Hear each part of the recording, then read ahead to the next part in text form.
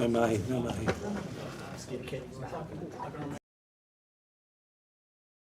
Some space.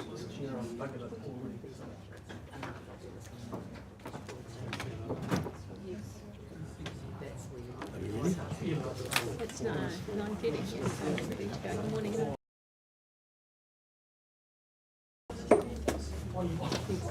Good morning. I might just wait. It's actually now looking like this. Yes.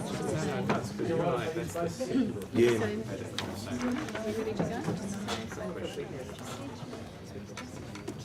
Well, good morning, everyone. Good morning, everyone, and welcome to the first meeting for the Community Transparency and Engagement Committee.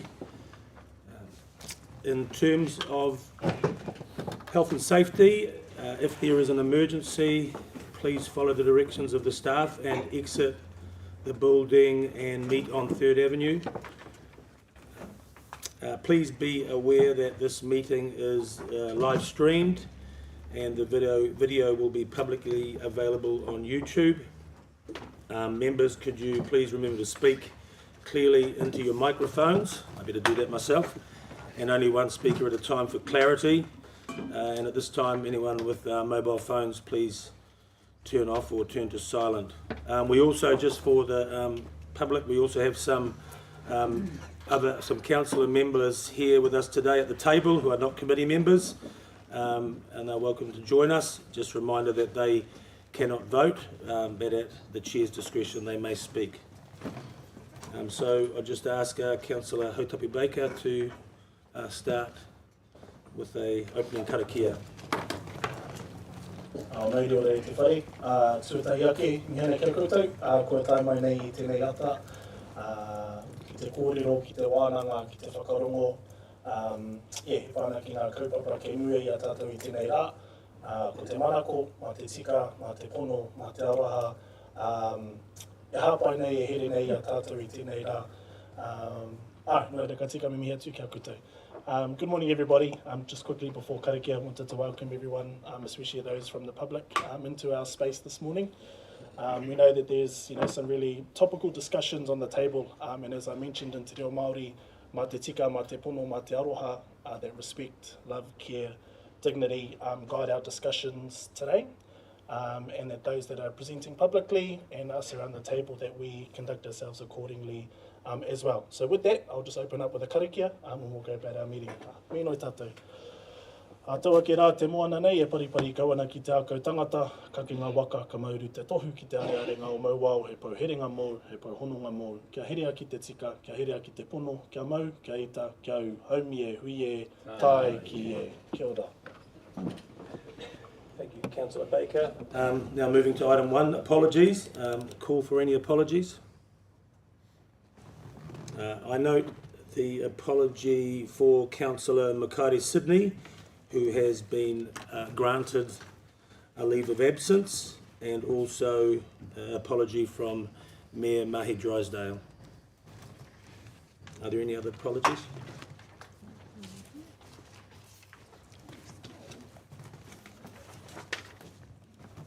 So can I please call for a mover and a seconder? Councillor Taylor and Councillor Baker. All those in favour say aye. Aye. Those against? Declare the motion carried. Okay, now we move to the second item, the public forum. And each party, just to give a quick overview, each party has 5 minutes to speak, and then there will be any questions of clarification from elected members. And I will notify you when you have 1 minute left of your presentation. I now call Gordy Lockhart from UBU Aotearoa to come to the table.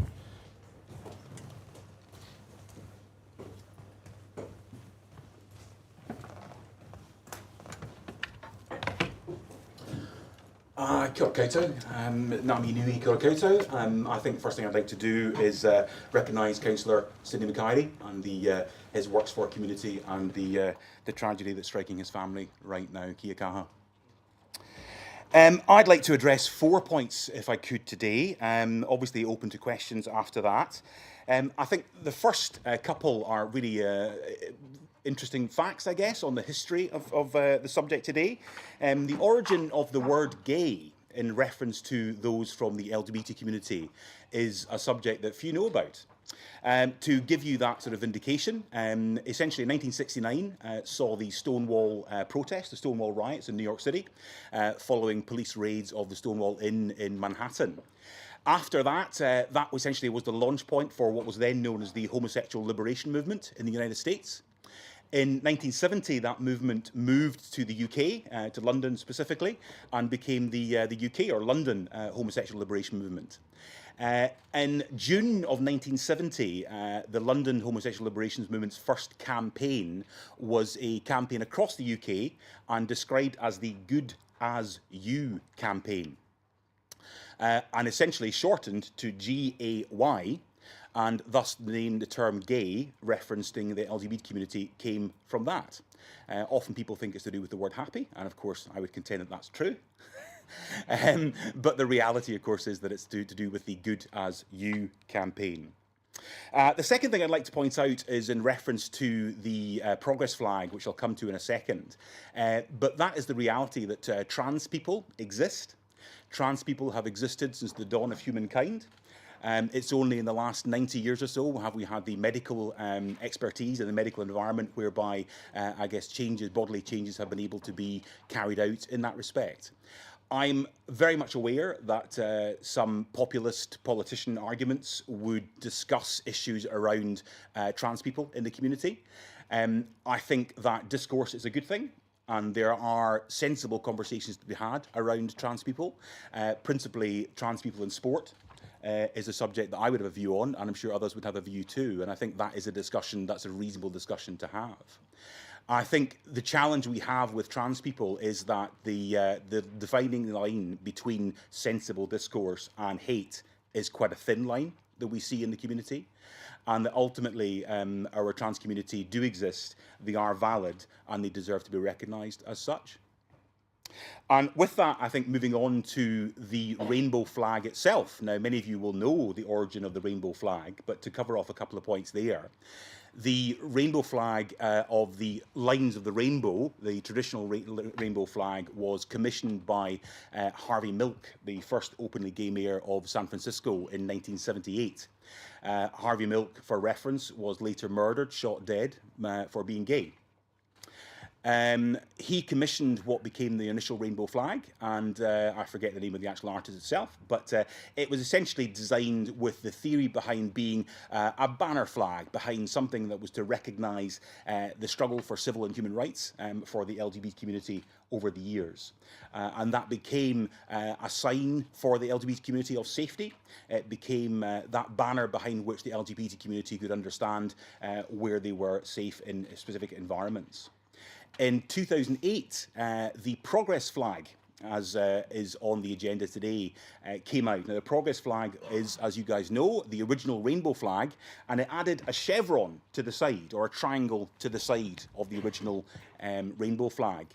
The colours, for those of you who don't know, the colours in that chevron, pink, white, blue, black and brown. Pink and white represent the trans community, and the pink element is for the trans community. The white element is also for the trans community. The blue, black and brown are to represent the marginalised peoples of colour. Interesting, however, the triangle is a very specific element.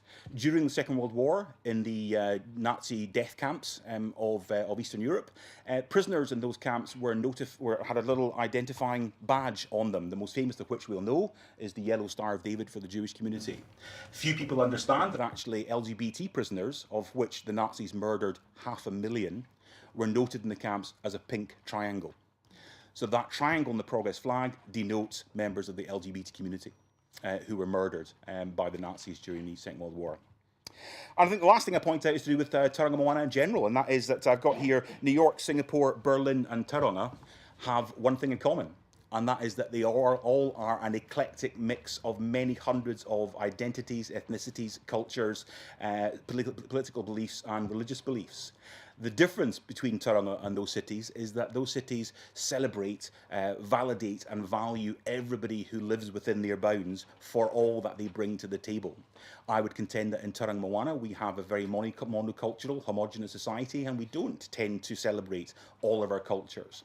Our Rainbow Crossing in 2024 is designed to do exactly that. With the addition of those colours to the rainbow flag and the progress flag, it says it's about us as a community as a whole, and that is about celebrating the diversity of Tauranga moving forward and a progressive modern Tauranga for 2024 onwards. Thank you, Gordy. Are there any questions of clarification from elected members? Yes, Councillor Morris. Thank you, Mr. Chair, and thank you, Gordy, for coming in this morning. My pleasure. How would you respond to the assertion that the Progress Pride flag in particular has political elements to it, that it is a political statement? Great question. I would say it's been made political by populist politicians with an agenda. As I mentioned at the start, trans people exist, and they are valid as human beings, and their right to exist is perfectly valid, and that colour exists in the rainbow flag is there to commemorate the many hundreds of thousands of LGBT community members who have died over the years. That includes trans people. Last year in 2023, 320 trans people were murdered in the United States, where the motivation of the guilty party was simply that person was trans. Yes, you're absolutely correct. There is a political discussion around that, but I don't think that impacts the reality that trans people are here and should be valued for who they are. Thank you.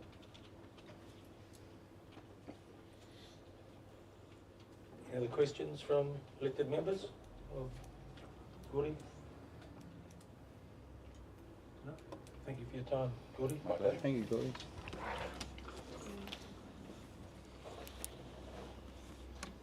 Can we just turn the microphone off there, please, Gordy?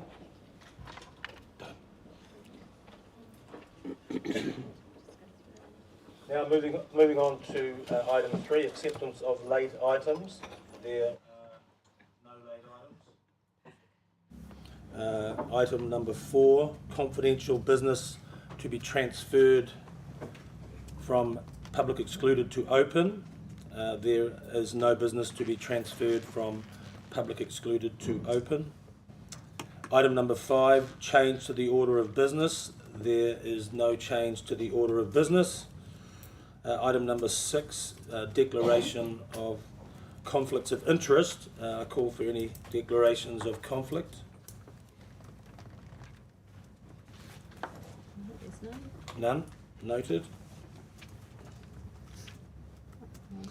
Okay, onto item number 7. Our first order of business today is options for a rainbow crossing in the city centre. Gareth Wallace, GM of City Development and Partnerships, I will hand over to you. Ata Maria Tato. Tauranga City Council received a petition from members of the community back on the 29th of April earlier this year. The governance of the day decided that would be a decision that could be made by the new council. This is the first suitable meeting since the new council was formed to table that petition. So that's what we're doing today. Staff have prepared a report with some options and some background to the opportunity on the table. And we've recommended the installation of a crossing at 21 Devonport Road in the city centre. A few staff today to answer any questions, but Emily McLean, Program Lead City Centre Development, and Sean Gedd, City Centre Infrastructure Lead. Really happy to table the report as read and then just work through any questions that you may have in regards to the contents. Thank you.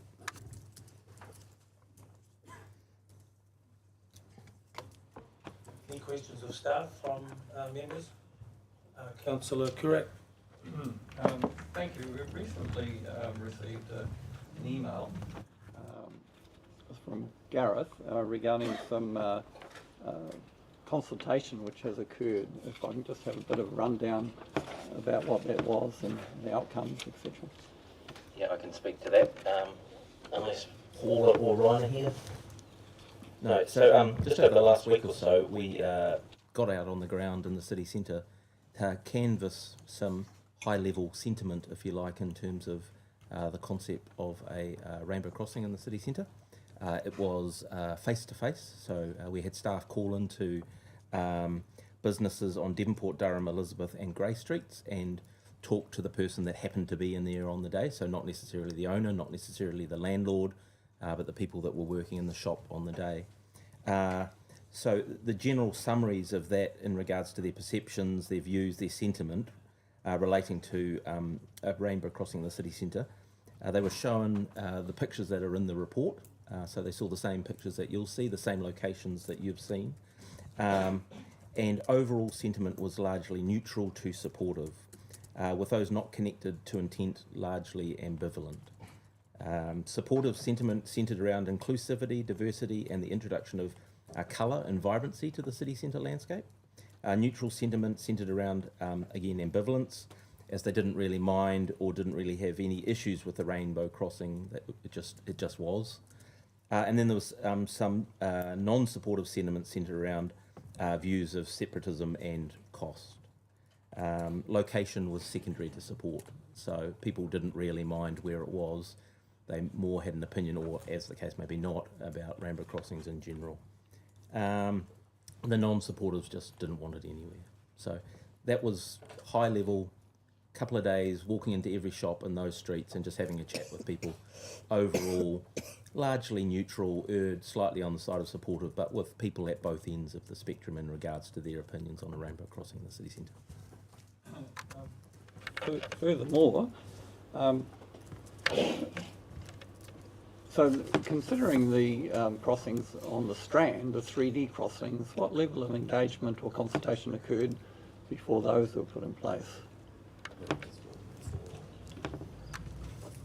Yeah, I think that's before all of our time. But my guess, and it is a guess, is very little. Thank you. Councillor Taylor?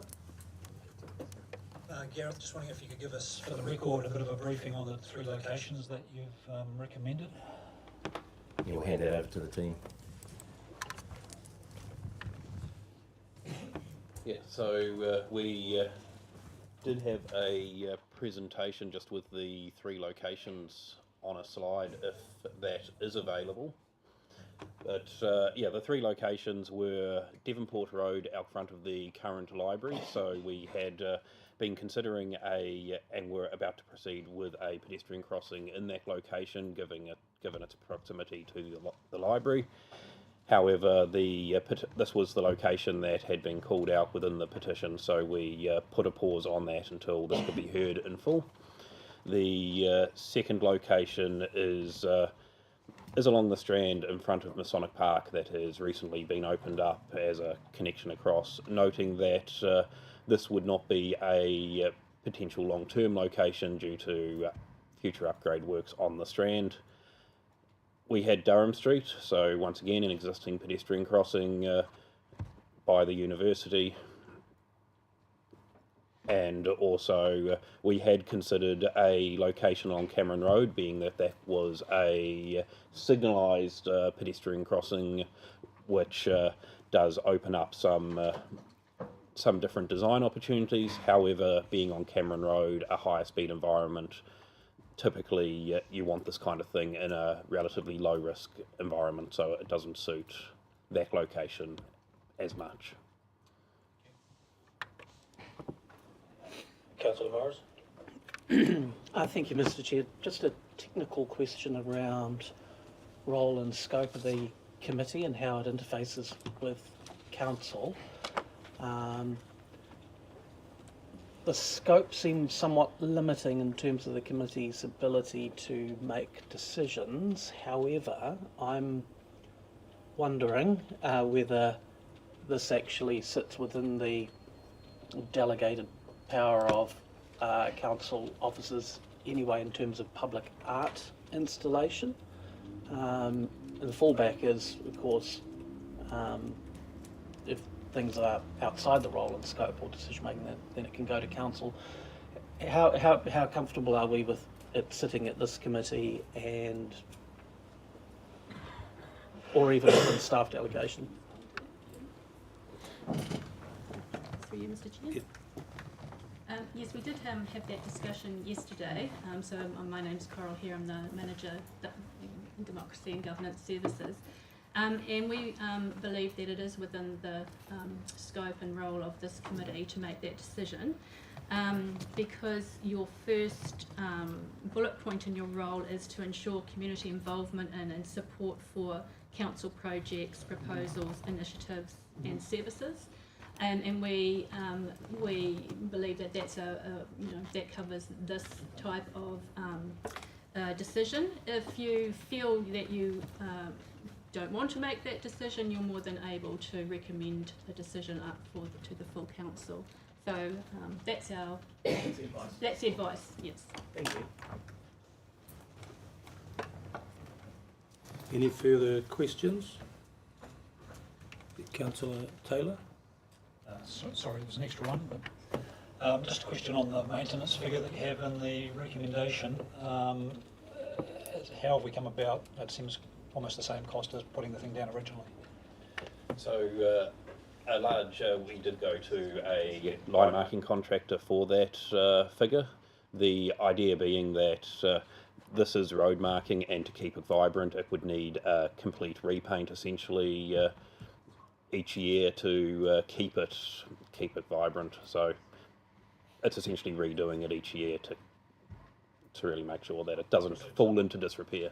I presume someone would decide whether it needed it or not, rather than just... Yeah, correct. And just noting that a large percentage of that cost is traffic management. It's not paint. It's actually closing the road for a period of time to be able to paint it safely.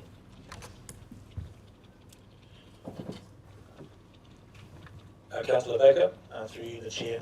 Just wondering then, considering all the planning that's been put in place for Te Manawataki o Te Papa, the development, we know that there's effectively a line of sight from the whare that's going to be there right through to the moana, and kind of the general traffic flow in and around that strand area, that maybe that would be a better, like, why would we not have that? I note the disadvantages mentioned, with having to relocate it, but considering there's already budget allocated for maintenance of the thing, and then there's already going to be opportunities for people to walk in and up and through that that space, that would perhaps be a better option, considering the high number of expected people to be using that space.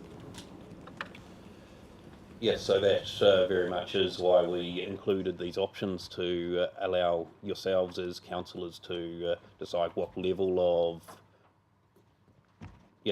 support and what level of visibility you'd like to provide this if you did decide to go ahead with a rainbow crossing in the city centre. I'd also just add that part of the disadvantages of the Strand option is that the future of the Strand is still to be resolved in terms of its final design and the connection between Masonic Park and the waterfront. So I guess at this point we can't guarantee that a pedestrian crossing in that location is desired long term in the future. It may be more like a shared pedestrian car space where we'd actually do away with the pedestrian crossing. So the rainbow crossing in that location wouldn't be in effect.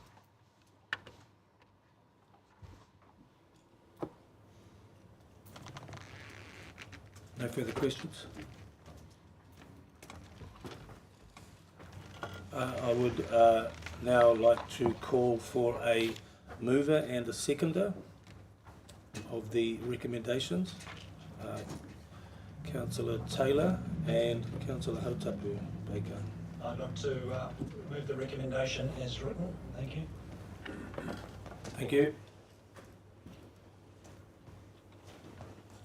May I ask the mover to speak to the motion? I would like to acknowledge and congratulate Mr Lockhart on his words to the forum and the petition that he has submitted to Council. I feel the installation of the rainbow crossing will send a strong signal to the people that we are an inclusive city that values our LGBTQ community and wants them to feel included and safe in Tauranga. Thank you. Does the seconder wish to speak now or reserve their right to speak later? I reserve my right to speak later. Thank you. I open the motion up for discussion and debate. Councillor Kurak. Thank you, Mr. Chairman.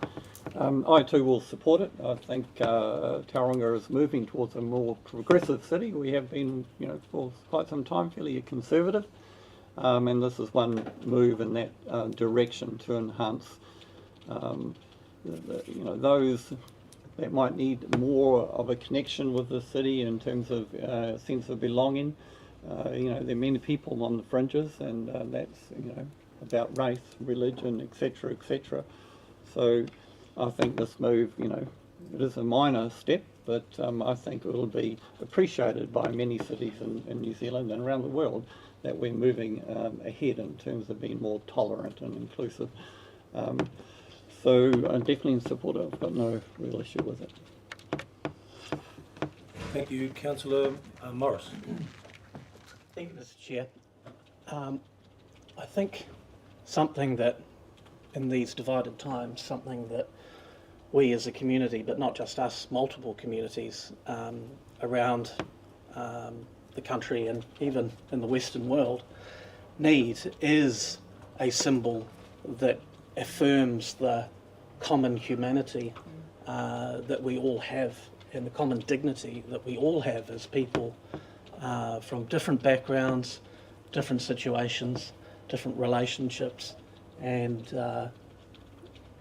tolerance is really an awesome part of Western civilization, which for donkey's years has been put to the test, but it's really, really important. So if we could have a symbol that affirms that, then I would be all for it. In my personal view, the installation of the Progress Pride flag does not represent that because it is highly political, and I do accept that a symbol can be created and that it can be appropriated by groups whose views are less than kind. And I am a subscriber to the horseshoe theory of politics, in that the far left and the far right are both very similar in terms of their authoritarian nature, and they actually have more in common with each other than what the centre ground does. Mr. Lockhart quite rightly expressed that the symbol had been appropriated by populist politicians in my view, from the far right, but it's also used in far left advocacy as well. And you see the flag alongside others around disputes in the Middle East and those sorts of protests that are going on as well. So if I accept that the symbol has a strong political connotation, then in my view it's not appropriate in the public sphere, in the public realm. That does not exclude the private realm. There are private laneways, there are private buildings, there are private installations, which private property rights must be upheld and must be respected. But in the public realm, my personal view is that council should be very agnostic when it comes to the display of symbols which have become highly political. And in terms of the Progress Pride flag in particular, I've no argument to make against the origins or the compelling argument around the chevron, which I find quite compelling in terms of the Holocaust, which affected the Jewish people and also many other people from different backgrounds as well.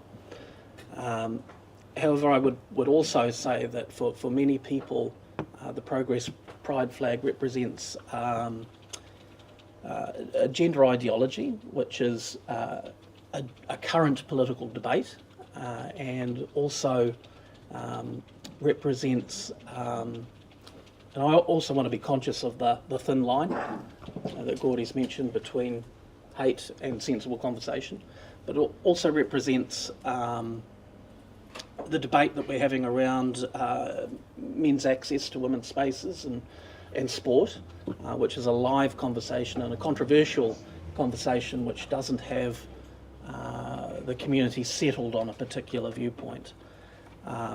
So in my view, political statements are appropriate and fine in the private realm, but in the public realm, council should be agnostic, and therefore I oppose the resolution.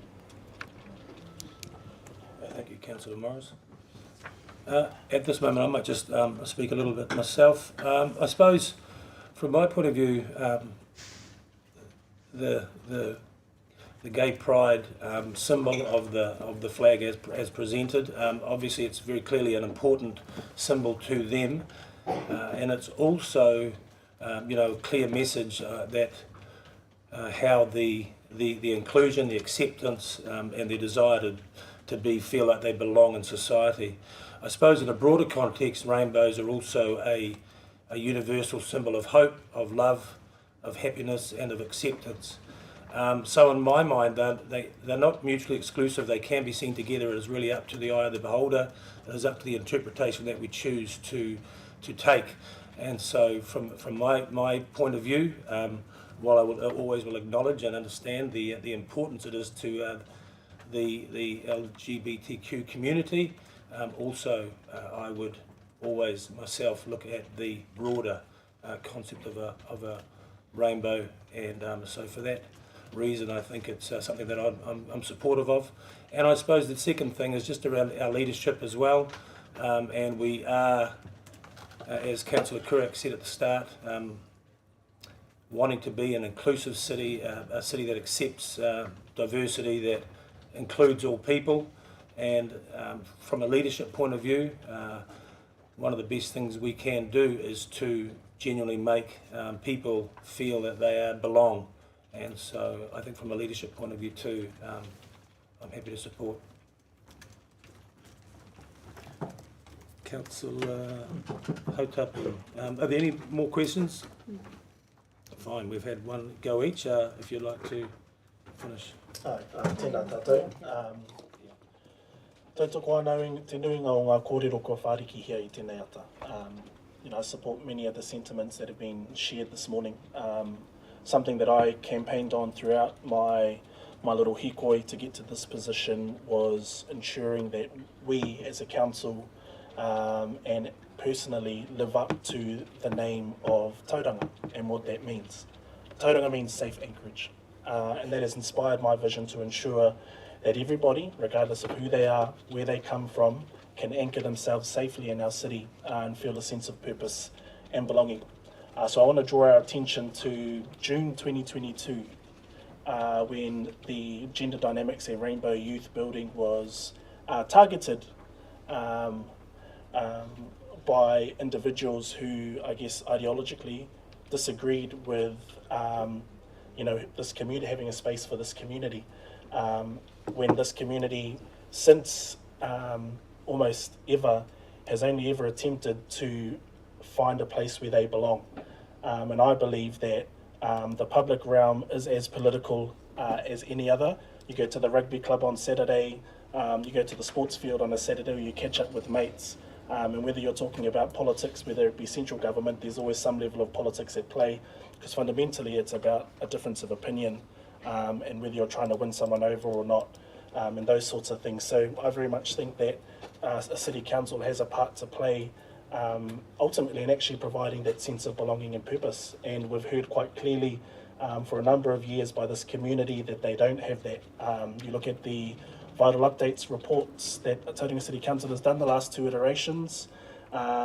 This particular community and Māori, Pacific and other minority communities feel that racism is actually, racism and stereotyping and stigma and all those sorts of things are the biggest barrier for these people to feel a sense of well-being in our city.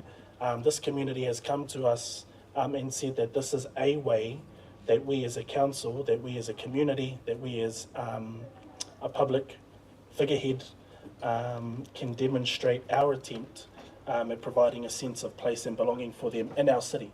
And I believe that by doing this is one small step in ensuring that this community can anchor safely in our city, and that we as a council acknowledge who they are, their challenges, and attempt to celebrate their position, because it is credible, it is heard, and it is recognised. And so for that, and on that, I will be supporting the recommendations in full.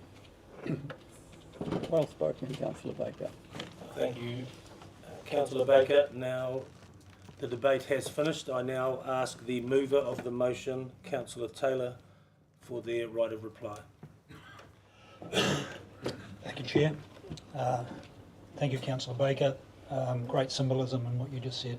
Really, really appreciate your comments. In replying to the speakers, I'd like to acknowledge the bravery of one of the candidates in the recent election. Rehana Marks was a candidate in the Te Papa ward and a member of the LGBTQ community. Their fortitude in putting themselves forward into the public arena was inspiring and led to my support for this project. My hope is that by promoting the LGBTQ community in an overt way, we will have a city where everyone can make their contribution without fear. Thank you. Thank you, Councillor Taylor. I now put the motion to be voted on. Can we bring that up?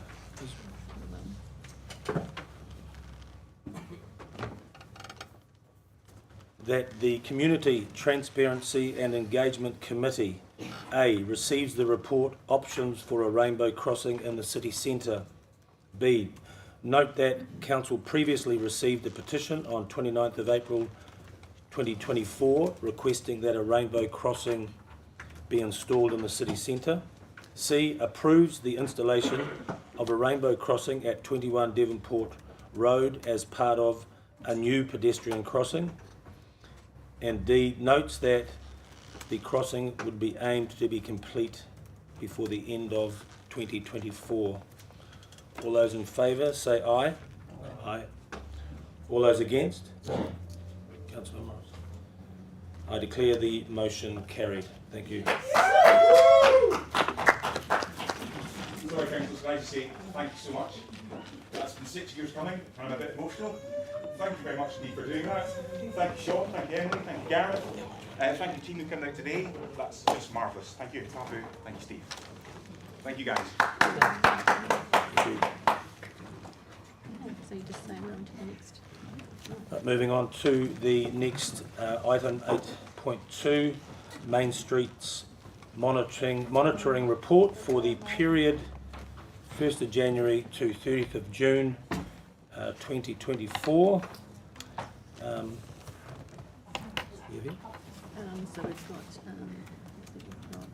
one have we got there? I think we have. Do we just have? Is it Julia? I think. And so Michael Clark is not here. Oh, Michael is. Oh, we have then. Good. We have Michael Clark from Mount Business Association and Julia Mantelo from Papamoa Unlimited to speak about the respective associations. So, Julia, you will go first. Or is Gareth going? I'll leave it to you to. We'll just get Tina Sullivan, who is our City Partnership Specialist, to intro the report really quickly, and she can work out who's going first. Thank you.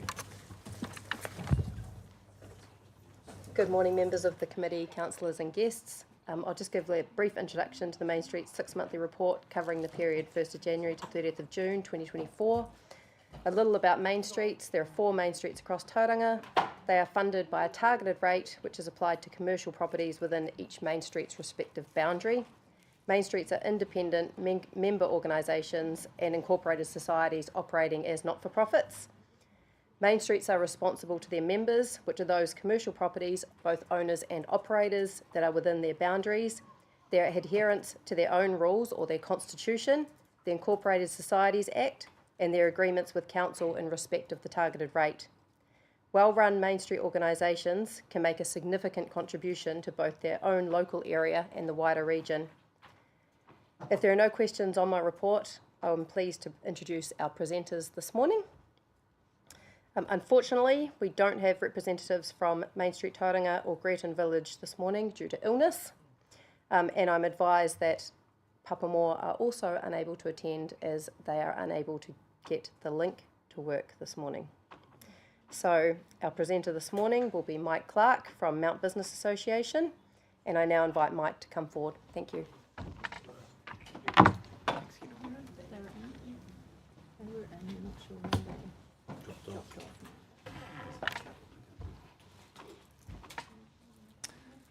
Alright, tēnā tātou katoa. Just want to acknowledge everyone here today. It's nice to see our elected representatives here and listening to the community. Hautapu, nice to see you again. And, you know, it always feels good when the person you voted for is representing you on the council. So, fantastic. Got 100% success rate this election. All right, so look, I've been in the hot seat here at Mount Main Street since February, and I have to say that I'm very proud of what has been achieved by the management team here. We've had some amazing events that have brought people down to our slice of paradise, such as Jazz at the Mount on Easter Monday, our winter mini carnival during the last school holidays, and also our revival of the Mount Busking Festival. We've hosted 2 member events, as well as one in 2 days' time. As well as supporting other events in our community, such as Mount Matters advocacy meetings. We've had Te Tuhi Mariakura Trust bring their groundbreaking Matariki augmented reality art installation onto our street in Purutakataka Park. And we still maintain strong advocacy positions for our members, especially both across Plan Change 33 and also parking management on the street. I'm wondering if we can just go to the next 2 slides. Yep, thank you. Yep, that's perfect, thank you. Our street safety WhatsApp group continues to grow and we have great engagement. We have 148 members out of 243 in our WhatsApp group at the time of writing this, which is up from 85 members in August 2023, which is essentially a real-time security system that we use. When we do have issues on the street, we're all communicating with each other, which decreases the amount of incidences we do have. With all of this being said, without tooting the horn too much, it has been an extremely tough winter for Mount Business community, as you'll be seeing shortly. Can I go to the next slide?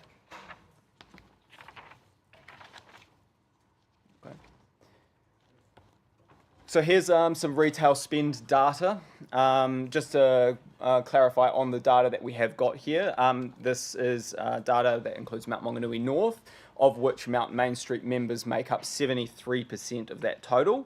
This is FPOS only, so no cash or online sales. And 92% of those fit into, of the sales up here fit into 3 categories, which we have reviewed in our total spend here. The 6 months of 2024 has ended in a net decrease of 0.3% in FPOS spend. However, this is a pretty misleading figure. Quarter 1 finished 5.8% up, quarter 2 7% down year on year, which is a sign of the macroeconomic conditions of tightened household spending, as well as Mount Maunganui just being a higher value shopping destination. According to Stats NZ, the latest quarter saw a decrease in core retail spending of 3.2% nationwide. So we have been disproportionately affected, especially when non-locals are not travelling as much. If I can go to the next slide. Okay, so this is our local spend, so it's categorised essentially from Tauranga wide. Anything outside of that is considered non-local. So across Tauranga spenders, Mount local spend has dropped a total of 5.25% year on year for the first half of this year. However, January and February had increases of 2% and 6% respectively. But obviously the colder months is where the losses are realised. And you'll note that this will be a trend in this presentation moving forward. I do believe as well, local spend has dropped pretty significantly over winter due to the weekly presence of the Little Big Markets who host in Coronation Park every weekend and bring low-cost competition to our doorstep, and some weekends recently they're now doing both Saturdays and Sundays. As you can see in this graph here, local still does remain considerably higher than 2022 data, which does say that 23 was a pretty good year for us. Next slide. Perfect. So non-local spend increased in a really big way in 2023, from 2023, sorry, partly just because 2023 season last year was very wet, and the economic performance of Mount Maunganui is considerably affected by the weather. January and February was 16% up year on year, and March and April swapped places this year with a 23% increase in March and a 14% decrease in April, and this is just due to Easter weekend falling in March. If I can go next slide. Perfect. So footfall data does back up the experience that we've had in our sales performance. You can see, especially in the last 3 months, considerably less people out and about. A strong start to the year with a very bleak winter. We don't actually have data going back any further than this to observe the trends, but again, this is just affected by households losing their discretionary spending, especially considering we are retail and hospo heavy. Just note, April there we did have a camera outage, so no data to report there. If I can go to the next slide. Perfect. Just a quick touch on our digital and marketing highlights. So we've had a new content and social manager join us at the beginning of the year, and ever since then the quality and our digital presence has really taken off. So a big focus for us on storytelling and connection to the area, to the Maunga, as well as very image heavy content. People have really engaged and enjoyed the direction that we've been heading. And so some very key highlights just to really hammer home how well the performance has gone. So Instagram, we've had 1,500 new followers, which is a growth, the growth increase of 1,900%. Instagram reach has gone up by 104%. Facebook reach has gone up by 41.3%. And MailChimp as well, and our database also growing with a 52% open rate. Next slide. Okay, so areas of focus and KPIs. So in our 6 monthly report that you guys may or may not have seen, we do have KPIs that were set in our strategic plan, and I'll just let you know where we're at with a few of those today, highlighting ones that I think are the most challenging and also the most impactful when it relates to our mission of making the Mount the place to be. So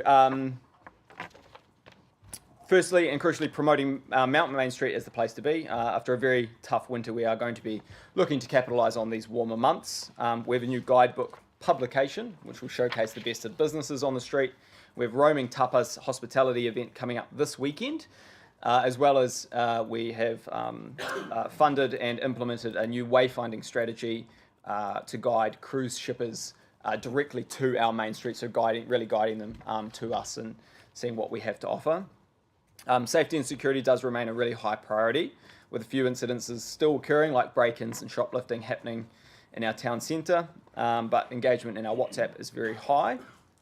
And we're in the chat regularly, helping each other with antisocial behaviour and also pooling resources such as camera footage and immediate heads-up messages across the group. MBA have also doubled our nightly security patrol.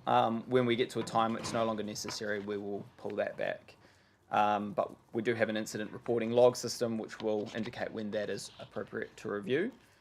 And lastly, I'll be advocating for investment and funding into improving placemaking on or near the main street. And if you guys have any of those rainbows spare, I would love to have a couple down at the Mount.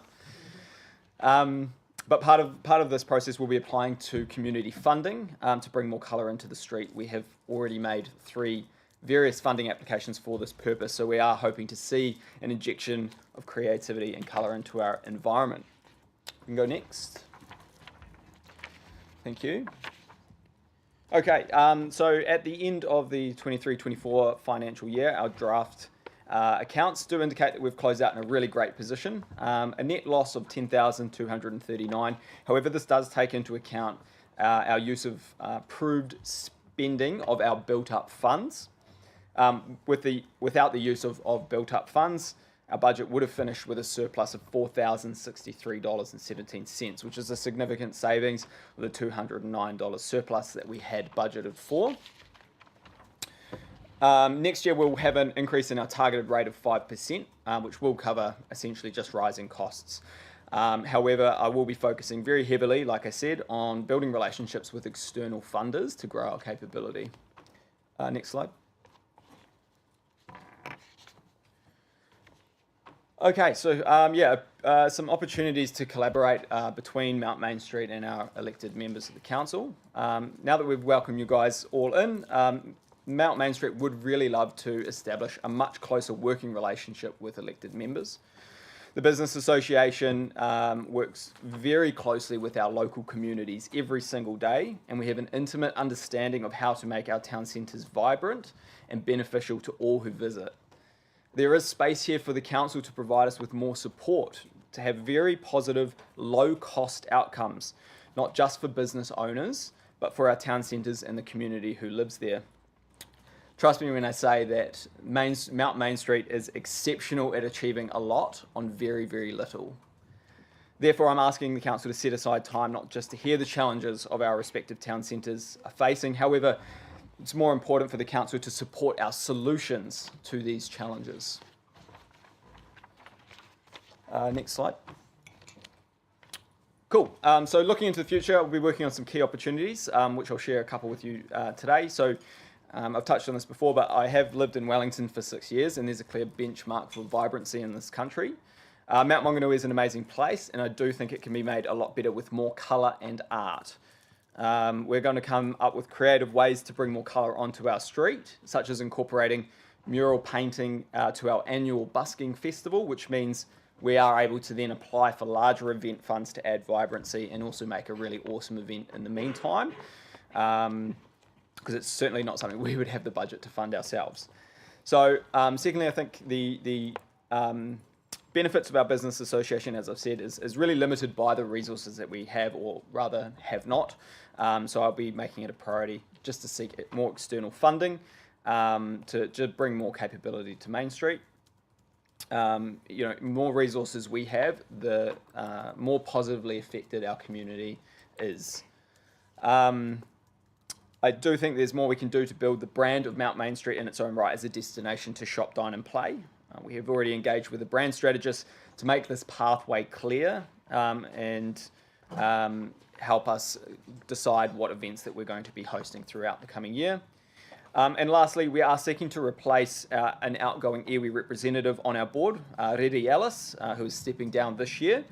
Mount Main Street does have a history of iwi support and representation on our board, so we'll be looking for her replacement ahead of our AGM. But just to a few acknowledgements just as I wrap up. So thank you all very much for listening. I look forward to working with you guys more closely and helping support our work in our communities. I'd like to thank Kendall from the partnerships team who introduced me. It's very clear to say that Mount Main Street would not be half the organisation with half the accolades that we have without her support. She has saved the odd mental breakdown as well, not just with me, but with previous managers as well. I'd also like to say thanks very much for the appointment. Obviously, this is a police one, but for the appointment of our community constable, Mark Sanders. He's been so engaged and so supportive of our businesses since coming in. He's been both appropriately reactive and proactive. He visits our businesses just to introduce himself, even when there aren't issues on the street. And because of this, I've noticed members being less negative around police responses and also an increase in reporting. Lastly, I do want to thank Paul Mason from TCC Development and Partnerships, because he always tries his best to make everyone safer, and it's a real staple of the community. So that's my presentation. Thank you very much for listening. I'm happy to take questions. Yeah, thank you.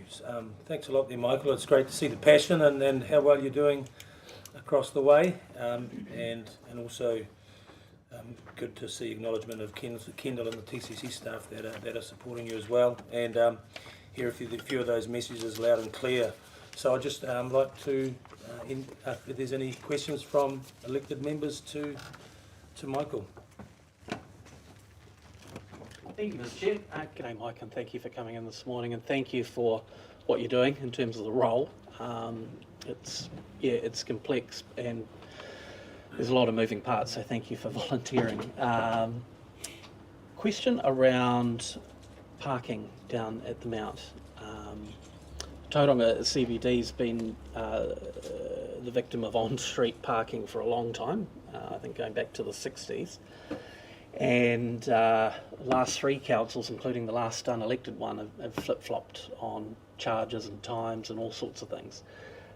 What is the position of the Mount Business Association regarding parking charges at Mount Maunganui? I think it's important to hear your perspective. Thank you so much. So the Mount Main Street's position on it, and this is what we have actually submitted to in the long-term plan, is Mount Maunganui is, and hopefully will always be, a relaxed coastal shopping district. Our position officially is we do not support paid parking on the main street. However, we were very, very supportive of the council changing to enforcing existing time limits to encourage the turnover of vehicles on the main street. We would be supportive of paid parking if it was a parking building. We do find that we do struggle to attract bigger retailers, well-known, established bigger box retailers into our space, simply because there's no dedicated shopping parking. However, on the street and in the surrounds, we would not like to see paid parking. Councillor Grant. Thank you, Mike. You mentioned some enforcement regarding the times, the limited times, parking times. So are you implying that there's currently no enforcement, or would you like just an increased level of enforcement on the time limits? Very good question. So up until very recently, there have been time limits and sign-posted time limits. However, there has actually been no enforcement up until this year. I've been working with Reese from TCC. Reese works in the parking, department, I suppose. And from, I think, July this year, enforcement has only just begun, and we are still waiting to have clearer and new signposts on Mount Main Street. One of the issues that we did have is, we have agreed in our advocacy to the council that the enforced time limits should stop at 6 p.m. so that hospitality businesses, as you know, over dinner time will take longer than the 90 minutes that we have on the street. But yes, there has been no enforcement of the time limits up to this year, but happy that they have now begun. So have you experienced some abuse of parking there, people parking for many hours in the main street where they should know to move on during the daytime? Unfortunately, yes. Yeah, very much so. So we I know TCC did a lot of work in terms of surveying the use of the car parking as it currently stands before enforcement began. And, I think Main Street businesses have to take the responsibility of that. We've been the worst. People who are working in the businesses are taking up those very few car parks on the street. So having that enforcement does encourage them to move off, which just means that shoppers have a much better time getting into our shops and spending their money. Just wanted to ask Nick, you might have something to say on the parking. I'll just by way of clarification, kia ora. I just wanted to just underline that there has actually been some enforcement prior to the recent increase, but it's been quite random. So probably from a perception point of view, it could appear that it have been none. But since earlier this year, we've had a bit more of an implemented program and regularity and better focus on it. So I think you will have seen a marked difference in enforcement. So I hope that helps. Councillor Baker. Thank you, Mike. Great presentation. Yeah, really great presentation. And I look forward to, whether it's through us or through the organisation, those kind of well thought through plans and details on how we could collaborate. That excited me probably the most, because as much as there's pinch points and stresses, you know, we want to be very proactive in our support for our people and our community, and we acknowledge all the roles that our communities in Mount Main Street, Greaton, the CBD, etc., play in bringing our people together. So we look forward to those detailed plans coming through and reaching us at some point. But probably my question that piqued me a bit was around the big little markets that you mentioned. And I understand just through very informal conversations that is a bit of a stressor for Mount Main Streets. How can, in your opinion, do you think we can work better together? Because I also understand that by and large people also love those markets, so we're in a bit of a conundrum there. Keen to hear your thoughts. Kia ora, thank you. So the little big markets, yes, are a very big sore point for the businesses on our street and have been for a while. And I do want to, start by acknowledging the role that Little Big Market does play in the community. It's certainly not the sort of thing that we would just say we don't want them nearby. However, the scale and frequency that the Little Big Markets have means that one, they take up all the parking for the busiest period of trading, which is a Saturday, every single week. And now they've also begun in the last month doing both Saturdays and Sundays, which, if you were to think about how would Bayfair react to having a large-scale, low-cost market in their car park, it really does significantly affect the businesses. Now, we've done surveys across our membership base, and it does paint a very negative picture in terms of the financial impact of their existence. Our preferred solution, because they used to actually be down at Zespri down the road, they've now since grown quite a bit. Our preferred solution would be for them to be in Coronation Park once per month. Still gives that community access to those markets because they are really fantastic. Or just to have them just moved out of a commercial centre and just putting a little bit of distance so that they're not coming up. We'd also be willing to discuss other solutions, such as them having to provide parking in Coronation Park to move cars in there, which would have two benefits. One, it would reduce the size of the amount of stall holders that they do have. And two, would then allow other shoppers wanting to be on Mount Main Street the ability to be there and park. So those are kind of our preferred solutions. So a supplementary question, Chair, for our executive probably. Is the Big Little Markets an us thing, or is that a private thing? Oh, yeah, okay. Definitely it's profit. They rent at least. Thank you. Any further? Councillor Taylor? Sorry, it's almost supplemental. What sort of level do they pay? Don't know. Sorry, off the top of my head, I couldn't tell you. It'd be as per our fees and charges, which I can certainly get you that information. I'd be able to answer that for you. It's $500 per weekend. And there's no limit on how long they can just have weekend after weekend, or they have to apply for that? They book it, so anybody else can book it as well. So yeah, they need to book it and fit in with whoever else might want to be on the park. That's your answer, Mike. Book the park every 3 weekends. Thank you, Councillor Taylor. Any further questions? Just one from me, Mike. So you've got a pretty active, the future activities there, quite a busy plan ahead for the year, and you'd obviously talk to us about like to have a little bit more. Just what you've got planned, is that all fully budgeted for in that for this year, what you're aspiring to achieve for the community there? There's a couple of things in there that will require external funding to pull off. One being the Halloween Street event next year. But aside from that, that's all, everything else is within our what we've budgeted for. Yes. I think that's. Yeah, thank you very much, Mike. Oh, sorry, we've got one more. Sorry, Chair.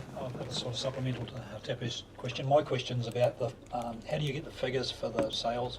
Do they come off the FPOS system somehow? Well, I'm so glad you asked. So, so we get sent them through.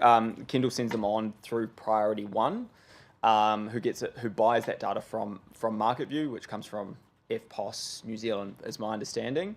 Priority One are no longer paying MarketView for that data.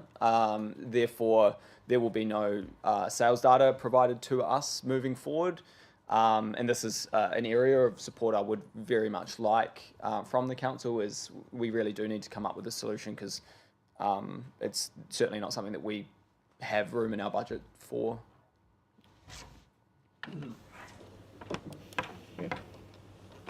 Councillor Craig. So why did P1 drop that service? I can't tell you. I did email them to seek some clarification, but they just said that they are no longer receiving that information from MarketView.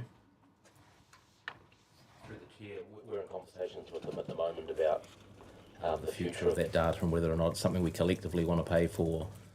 So yeah, active conversation at the moment. Right, second time. I thank you for your time, and you can go now. Thank you very much. Thank you, Brad. Questions of Michael have finished, so I now call for a mover and seconder of the motion. So Councillor Morris and Councillor Baker. So open up for discussion and debate. No, thank you. No, nothing? That was quick. So without there being any further debate, I now put the following. Oh, there is. Sorry, there, Councillor Taylor. Not really debate. Just wondering whether we should roll over the other three main streets to another meeting, perhaps. I think there was really good value from Mike's presentation, and I think we could get the same out of the others if they can attend. Gareth? Yeah, just through the chair, we're absolutely happy to try and organise that. Our advice would be that we try and do it all at the same meeting. Otherwise, what happens, you end up staggered over months, and then it becomes out of date. And by the time you get to the end of it, you're ready for the next lot to come back and report for the 6 months again. So if we can get the remaining three organisations to come on the same date, that'd be really great. Otherwise, we tend, you've had your opportunity, and we'll see you in 6 months type thing. But yeah, let's give it one shot. Yeah, so I mean, we'll leave that with you at the moment, but we do need to receive their reports today. So without any further debate, I'll now put the following motion to be voted on. That the Community Transparency and Engagement Committee, A, receives the report Main Streets Monitoring Report for the period of 1 January to 30 June 2024. B, receives the Main Street Tauranga Report to 30th of June 2024 and Annual Plan for 24-25. C, receives the Mount Business Association Report to 30 June 2024 and Annual Plan for 24-25. D, receives the Papamoa Unlimited Report to 30th of June 2024 and Annual Plan for 24-25. And E, receives the Greerton Village Community Association Report to 30th of June 2024, an Annual Plan for 2025 and Strategic Plan. Question, with your indulgence? Yes. Thank you for your indulgence, Mr. Chair. More unlimited report. It's a shame we don't have a presenter here today, but in reading that, that's somewhat concerning looking at their position. negative equity and insufficient income. Another word for that is insolvent, and I know that word's not used in the report, but it has implications under the Incorporated Societies Act if that continues. So, two questions. One is, what is our fiduciary duty in supporting or enabling a group in that position? And second question is, there are some pretty amazing events. Matariki is a pretty amazing event for Papamoa community. If Papamoa Unlimited folds, can their activities be brought in-house in Tauranga City Council for the remainder of a period of time until another Main Street organisation can take over? Because it'd be a shame to lose some pretty impressive events, or because society, the Incorporated Society, is not meeting their obligations. I think between Kendall and I, we can probably answer the question. I'd absolutely encourage the same question of the Papamoa team if we can get them along to the next meeting, because that has been an ongoing conversation between Council and the Papamoa team for an extended period of time. They have some wonderful aspirations for events in their community, and they are delivering them really well, but the aspiration is outside of their means, is our general observation. Don't know if Kendall wants to say anything else to that. Just more in respect of your second question around what would happen if the organisation folded.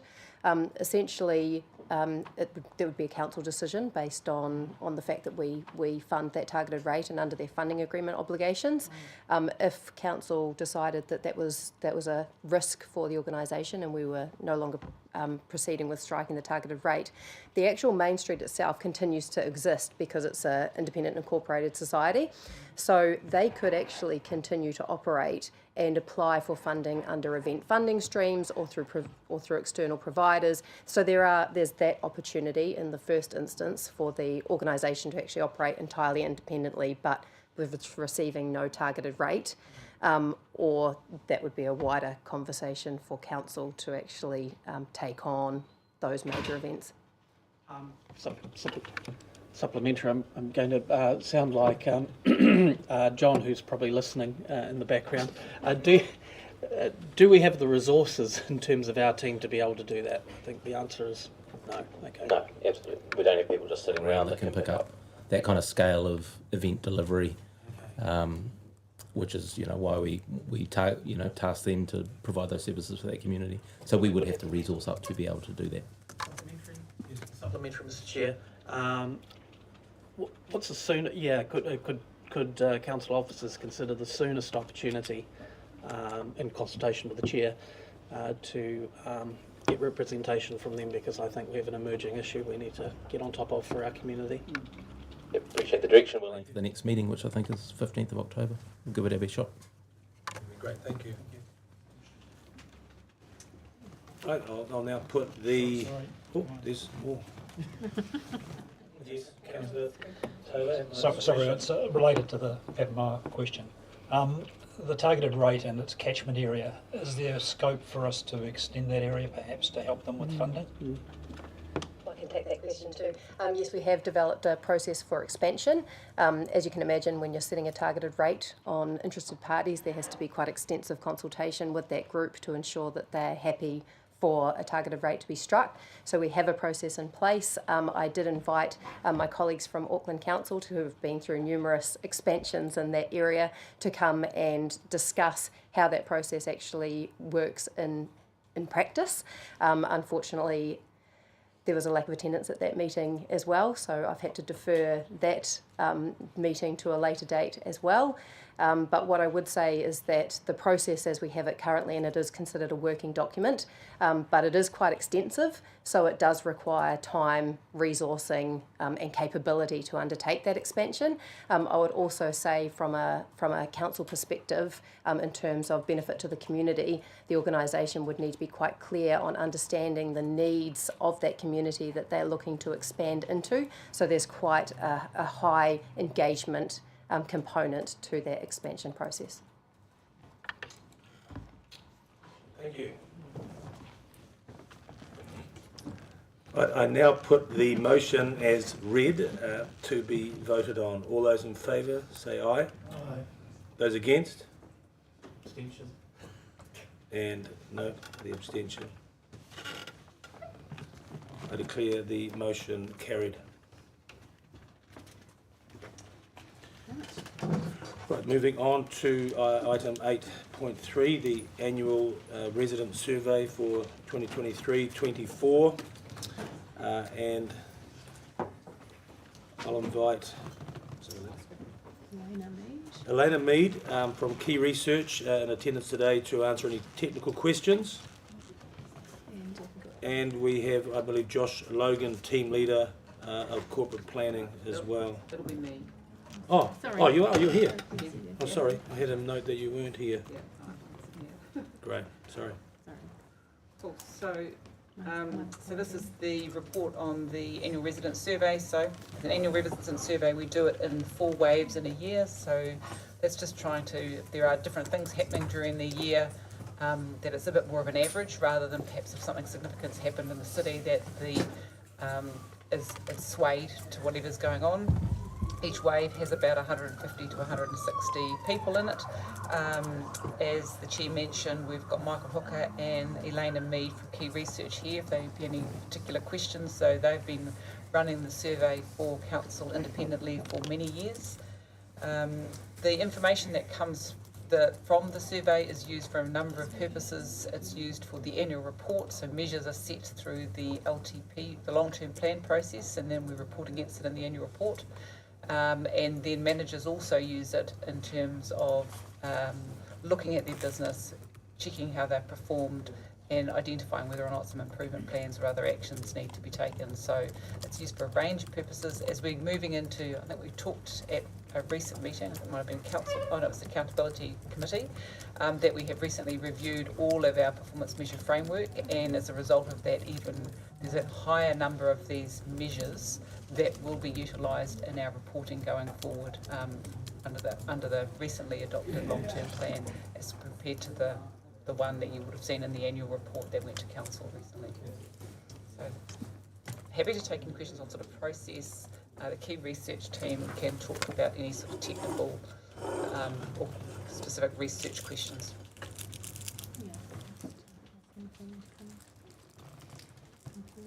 Do the Key Research like to come forward and be available for questions?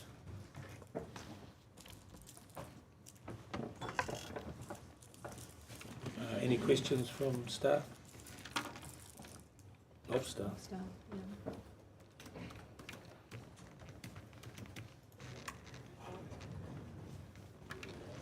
Councillor Taylor? Pretty comprehensive report, and this question, answer the question is probably in there somewhere, but the comparative year on year, are we happy that's reasonably solid? So this year has actually been really good for TCC. We've seen quite a few improvements when it comes to outdoor spaces and the public facilities, the perception of that. The measures that we're usually worried the most, as everyone knows, are related to image and reputation of the council and the commissioners or the leadership team. And we have noticed that this year it stopped dropping and started picking up in a few areas, so that's quite a solid improvement. And also, we should be looking at comparison with the other councils as well very soon. And this year, the performance is quite strong compared to the previous ones. Sorry, just clarifying my question. Our survey this year versus last year versus the year before, are we happy we can go, yep, they were done similar similar ways. I don't know if Oh, you hear. yes. So we haven't changed the methodology in the last 4 years. Before we were doing the telephone interviews, also in 4 waves to account for the seasonal issues and seasonal questions. But in the last 3 years, 4 years, we have been doing the mail out using the electoral roll. And the methodology has not changed. The only thing we have noticed, there was a drop in the requests for the paper copies, so more people are able to complete it digitally through the link or through a QR code. That's it. So we're absolutely positive that there has been no shift in methods.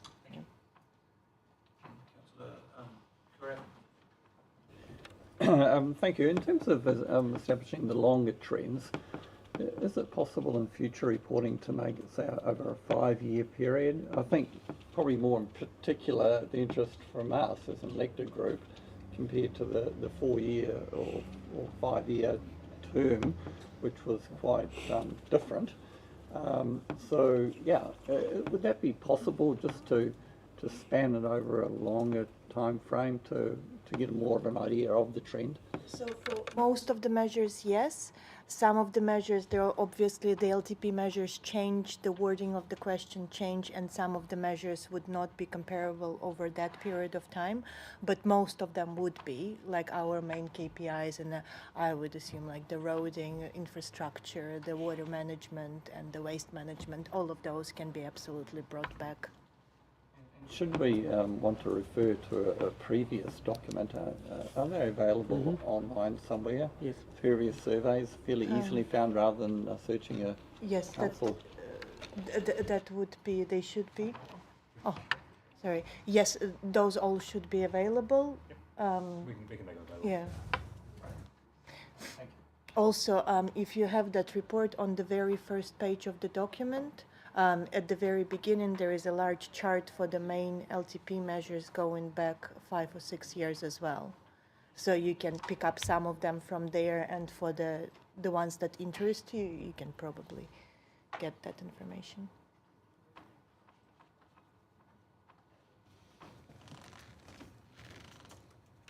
Any further questions?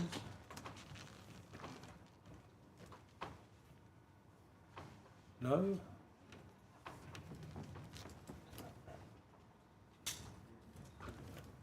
Okay, well, thank you very much, Elena. I now call for a mover and a seconder.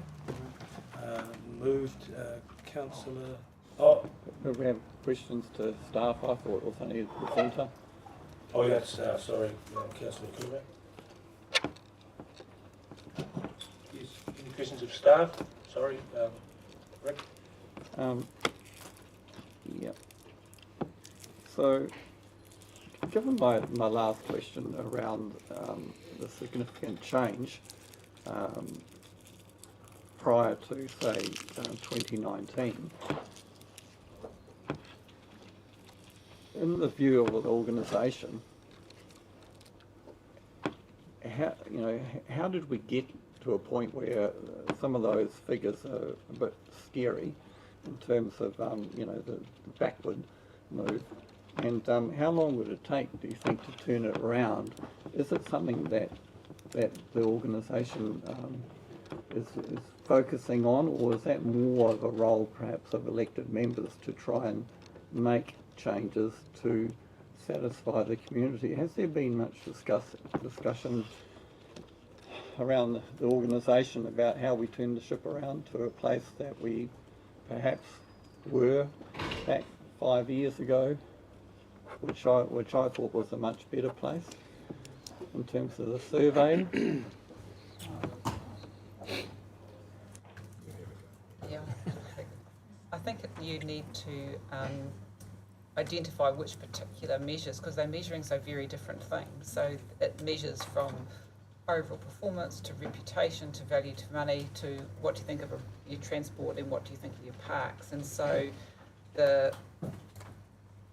each of those things are impacted by quite different elements. So some are impacted by levels of service and budgets, some of them are impacted by growth, some of them are impacted by behaviours, of staff. Some of them are impacted by behaviours of the governance. So there's a whole series of different. So I think if you could be more specific about which particular ones you had concerns about, I think it would be easier to respond to, because it is quite a broad survey on purpose to try to gather a range of perceptions around a whole lot of different elements of the council and council as a whole, council's overall performance. So, Christina, if you look at the findings of the survey, and as an organisation, you must have identified some areas that would need urgent attention on. What would they be? Yeah, through the chair. Look, I think trust and confidence is one of the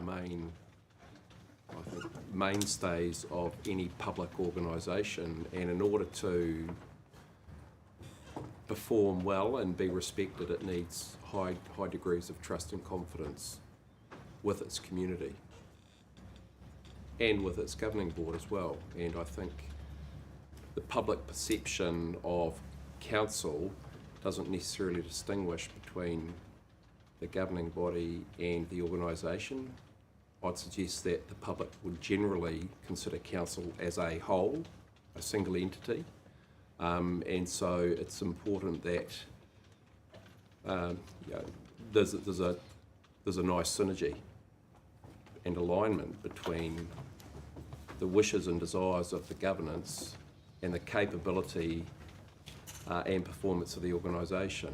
So, in my view, it's important that council does what it says it's going to do and delivers, and by doing that, through actions, gains that trust and confidence. And so furthermore, in terms of gaining that trust and confidence, would the level of rate increases, because I've identified that here in the document, is quite a concern from the public. And I know as elected members, we look at the looming cost of living crisis, and from the council's perspective, elected members, the rate increase is going to become part of that also, as we all know and have identified that that's going to grow faster than it probably has within the last 20 years, over the next 10-year period. So in terms of, say, even the annual plan process coming up here, is that something that might be top of mind of staff, to look at potentially where we can start making some savings and lowering that demand on the community, which has been expressed via the survey? Because as elected members, we would desire that, I'm pretty sure. But from the organisation's point of view, how can the organisation assist us in terms of delivering some better value for money? Big question. We can assist you by working with you to achieve your direction and outcomes and goals. And if reducing costs and creating efficiencies is something that we continually do anyway as a senior management and executive team. There has historically been a strong desire to deliver for the community, and arguably over the last 4 years, the desire to deliver fast, on time, and sometimes that has come at a cost. I guess the message we've received from this incoming council, this newly elected council, is that cost and value is a higher priority than arguably it may well have been over the last 3 or 4 years. Councillor Taylor. This one's probably for you too, Marty. Just wondering how we communicate the results of this survey to the staff. Like, do we sit down with them and present it and at all levels? We have a weekly stand-up as an executive, and so often we would share this information with staff through that stand-up forum. They obviously also have access to the report themselves, and those that, if you like, have particular interest in their particular part of the business will dive into it to understand the impact that they're having and the perception that they're creating in the community. So. Sorry, I just know when it's voluntary and when it's on the website, 5% might look at it, but if it was a specific meeting in each department and they had to analyse what the public think of their performance, I think it might be a different answer. Yes, so this information will be discussed at executive level, and obviously where things are going well, we'll provide that feedback down into the system and into the organisation. Obviously if things are going the wrong way, likewise we'll try and understand why and use our management chain of command essentially to get the messaging down to understand and analyse what might be going wrong. So there are management processes where this will find its way into the organisation, obviously looking for the highlights and lowlights.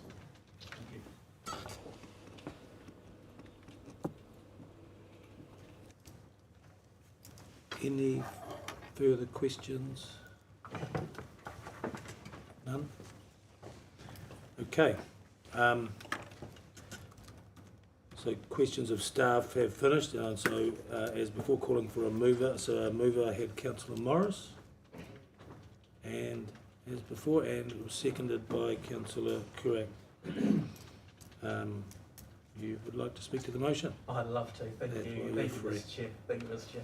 I think this gives us a good baseline from which to move forward.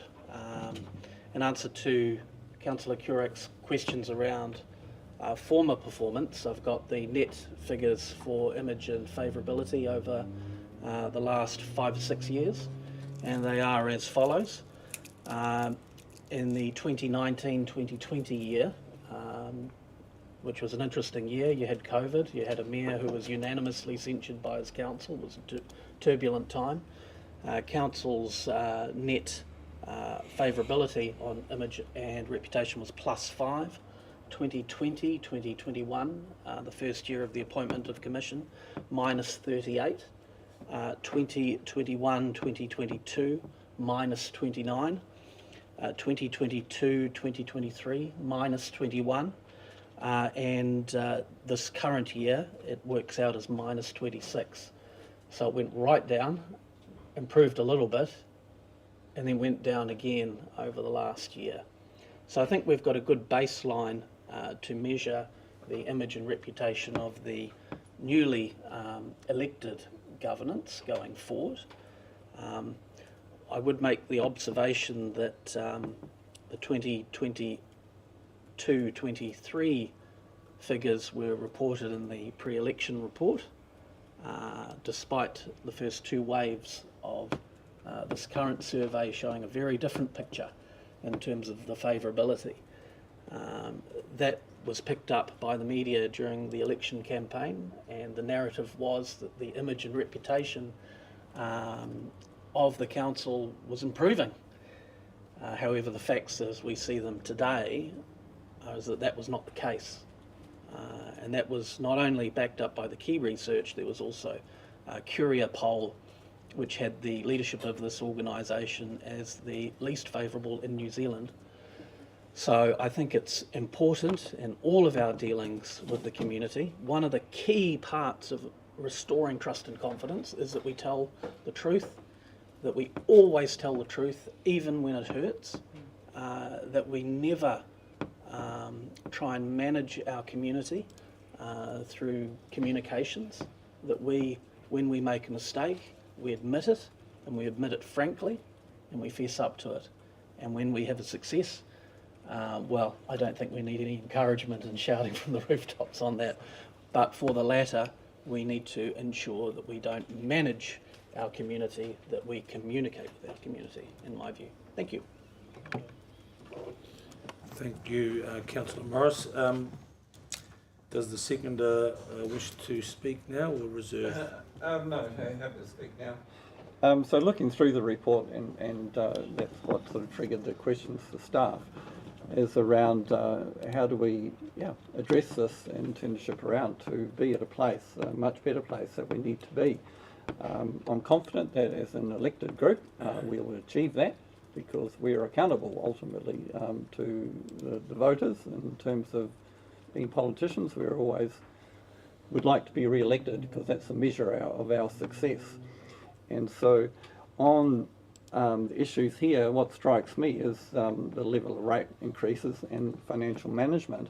And on the financial management measure, 36% thought it was very poor, which tells us that we need to really focus on that aspect.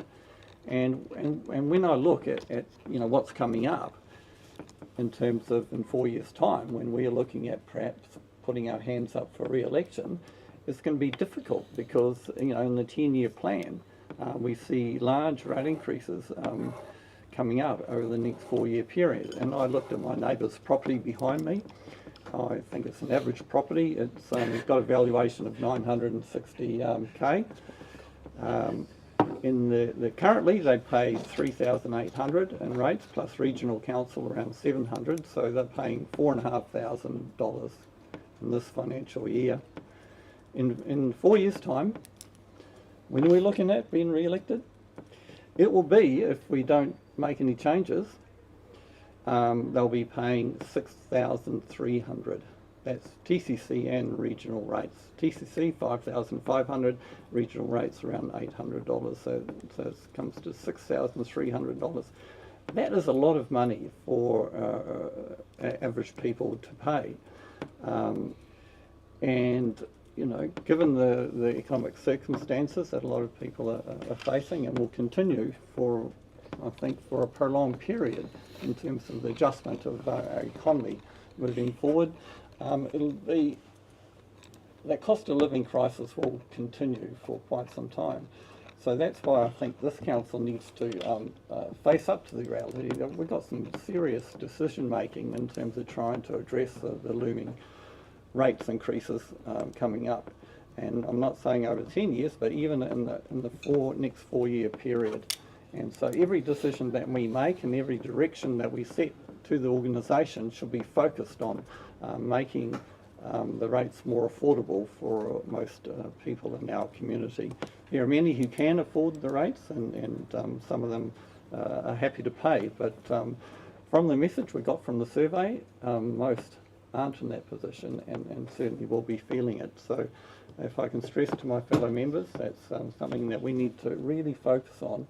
And even looking at one of the first decisions we made around the Civic Centre project, that when it opens up in 4 years' time, when we're looking at being re-elected, that is going to add, what did the CFO say the figure was? $448 per average property per year, just on that one project alone. And so that is significant. And that's just one decision, and we will be making more, because as John Robson, during the campaign period, he compared the figures in LTPs, and a long-term plan is reviewed every 3 years, and he looked back at the trend, and the trend was, and I forget the actual number, I should have actually looked that up before today, but it's significantly more than what was budgeted at that period. So we see an escalation over each and every review of the 10-year plan. So when I'm saying it could be a certain figure, chances are it will be more unless we make some serious decisions in terms of addressing affordability.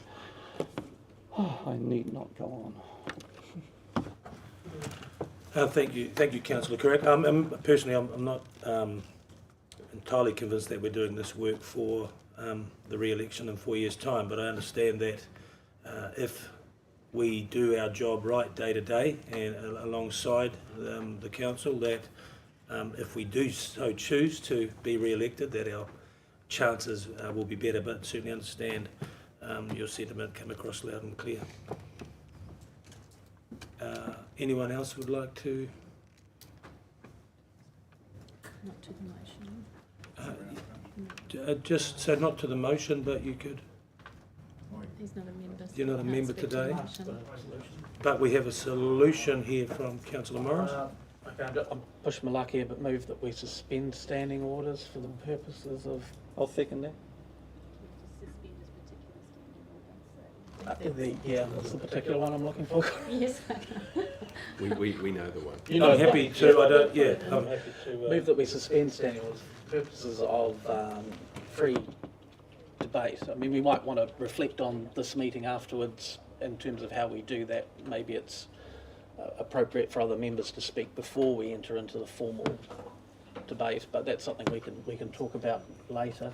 So I'm happy to move that. Yes, no, normally we should do that, but happy, so we have a seconder? You're the chair, you can do anything pretty much. Motion is on the table. Motion's on the table.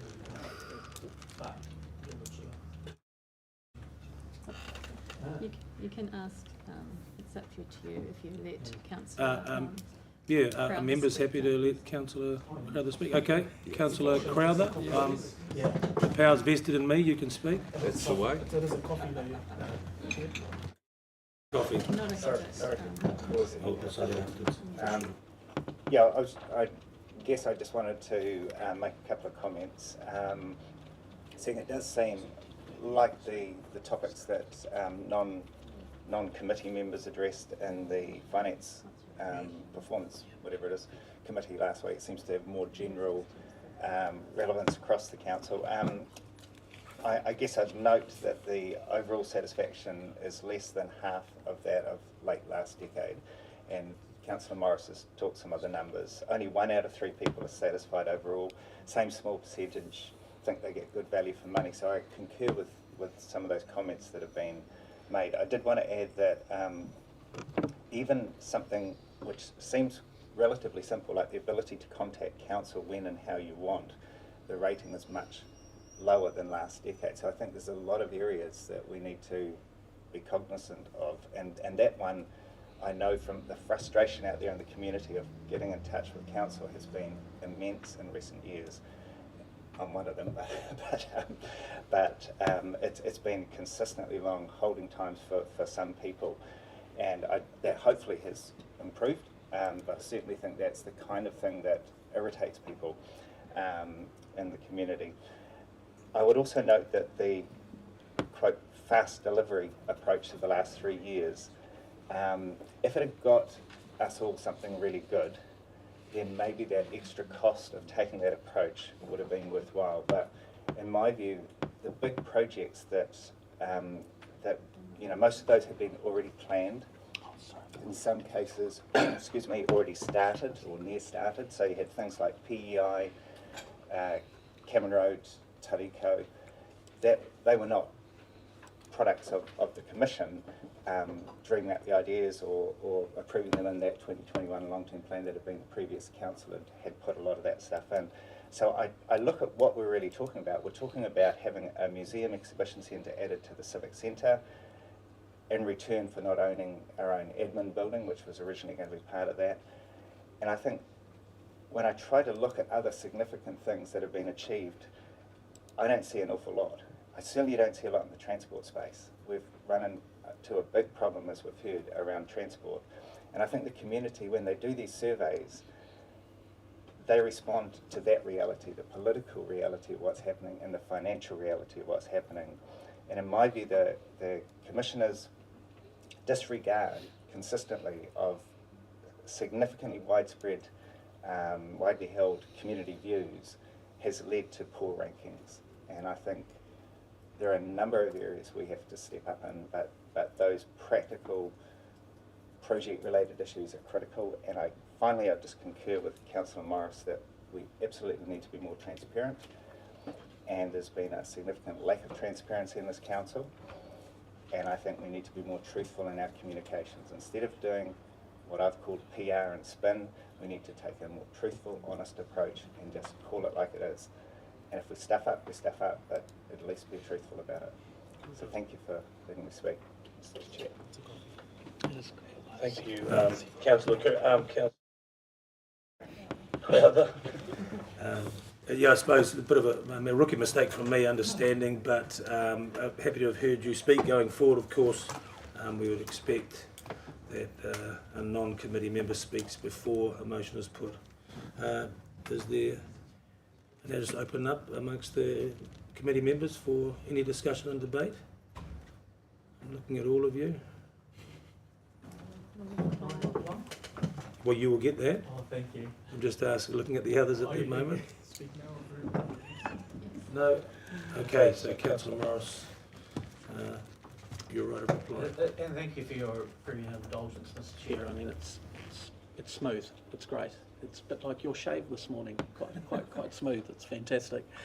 I want to say that so I've been part of 4 governance teams in Tauranga City Council, and I think that with the leadership of our mayor and the colleagues that the electorate blessed me with, I can see that leadership and trust metric rising. So the only way is up there, in my view. I think that the challenge we have is ensuring that, and I put it politely and with respect, but I think that the challenge is that we all move forward together as an organisation and as a governing board. The governance of this organisation has certainly had some challenges over the last 5 years or so, but that, in my view, looking at the quality of the questions and the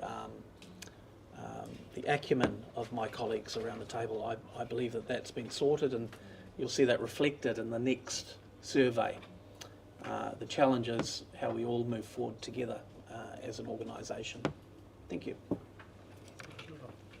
Thank you for the right of reply there, Councillor Morris. I now put the following motion to be voted on.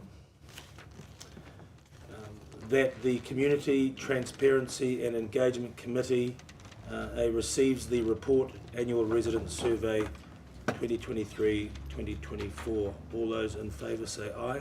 Aye. Those against? Declare the motion carried. Now moving on to item 8.4, outline of the work programme for Community Transparency and Engagement Committee. Alistair McNeil, GM of Corporate Services, I will hand over to you. Good morning, councillors. Enclosed is a similar work plan you may have seen for some of the other committees. This is for this terms of reference where we've identified a draft set of key areas. I'd note that there may be a need for workshops and then subsequently decisions from the work plan. Also at the bottom there are matters that may come before the committee, but at this point are a watching brief. We have a lot of programs of work and very conscious that we haven't provided a lot of material yet, as we didn't want to predetermine what you wanted to see. And there may be amendments along the way as we report back to this committee the plan. So the resolution is seeking endorsement of the direction, and we'd come back every 6 months with an update. Take any questions. Thank you, Alistair. Any questions? Councillor Morris. Thank you, Mr. Chair. Maybe my eyes, but looking at when's the gaming policy? Because we have a statutory duty to review that. I think it's every 3 years. When's that coming up for review? I didn't see it there, but that could be just me. A full review of the bylaws is the next agenda item, so you've given a good heads up to the presenter. Yeah. Hear them at time.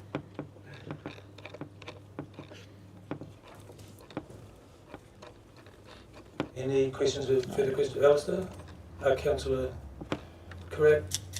Maybe not particularly Alistair, but I'm just looking at the commercial activities in council facilities policy and thinking about a tour that elected members did of the new admin building, and it was pointed out that there will be a cafe at the bottom there in somewhere in the foyer of the building, and the deputy mayor mentioned that it's that cafe will be competing with a whole lot of other cafes in the downtown area, and how would they feel of another competitor operating out of a council building? I imagine it's a fully for the competitive offer that you've had in terms of an operator of that facility. But it's just probably the principle, and that was probably what the Deputy Mayor was expressing, of introducing a competitor into that building. Has that been thought about, of the impact of that, and also potentially has an operator been found and has a license or a lease agreement been finalised? So where are we at with that? Sorry, it's just this has triggered, you know, that concern that was expressed. Just a question. I understand there's a report going to full council. Is that on 90 Devonport Road? Maybe those matters will be better discussed there, or yes, at that time? So I could cover the policy issue, and that's in the next report after this one. So if you want to park that question, it's specifically addressed. Yeah, policy is next. Policy is next, and I'll let the Chief Executive speak to the specific locational issue. Sure, thanks. I was just reading my notes and it was in the wrong place.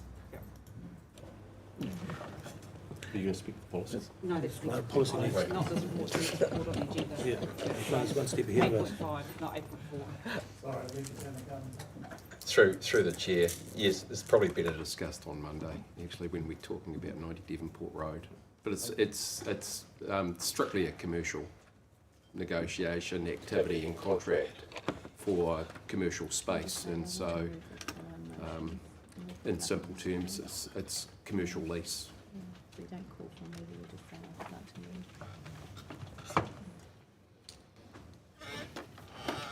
move. Any further questions of staff?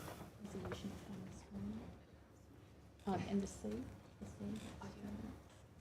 That being the case, I would just hold the bringing that up, are we? But you can speak to it and just say it'll come up.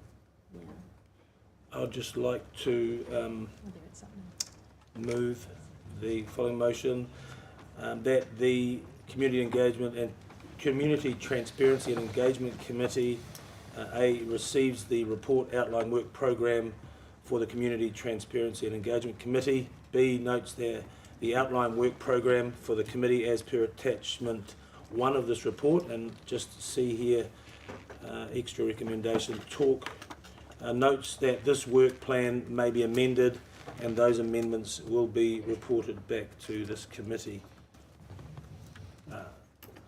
So just speaking to that, the first two obviously as read, and Alistair, you did mention about the chance for this to be a document and things could add and subtract, change, and also early discussions with Councillor Baker, making sure that we have the ability to bring in new items as we see fit.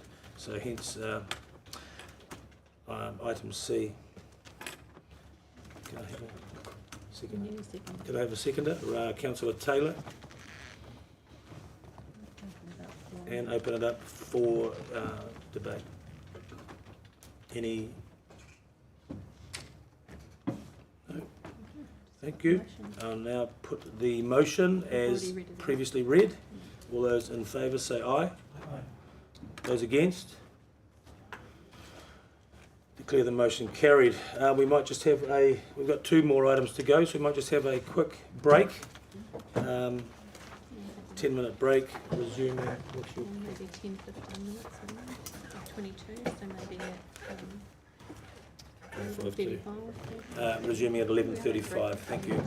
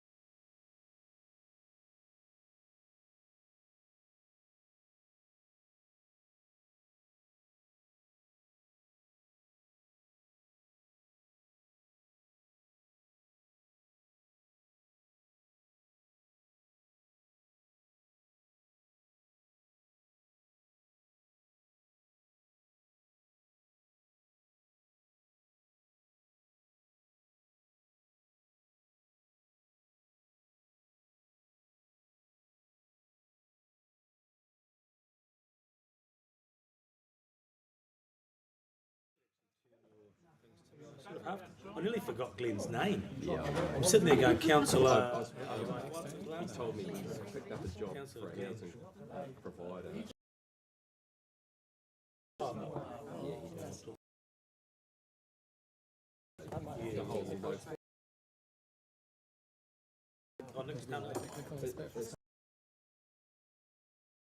Could be for some.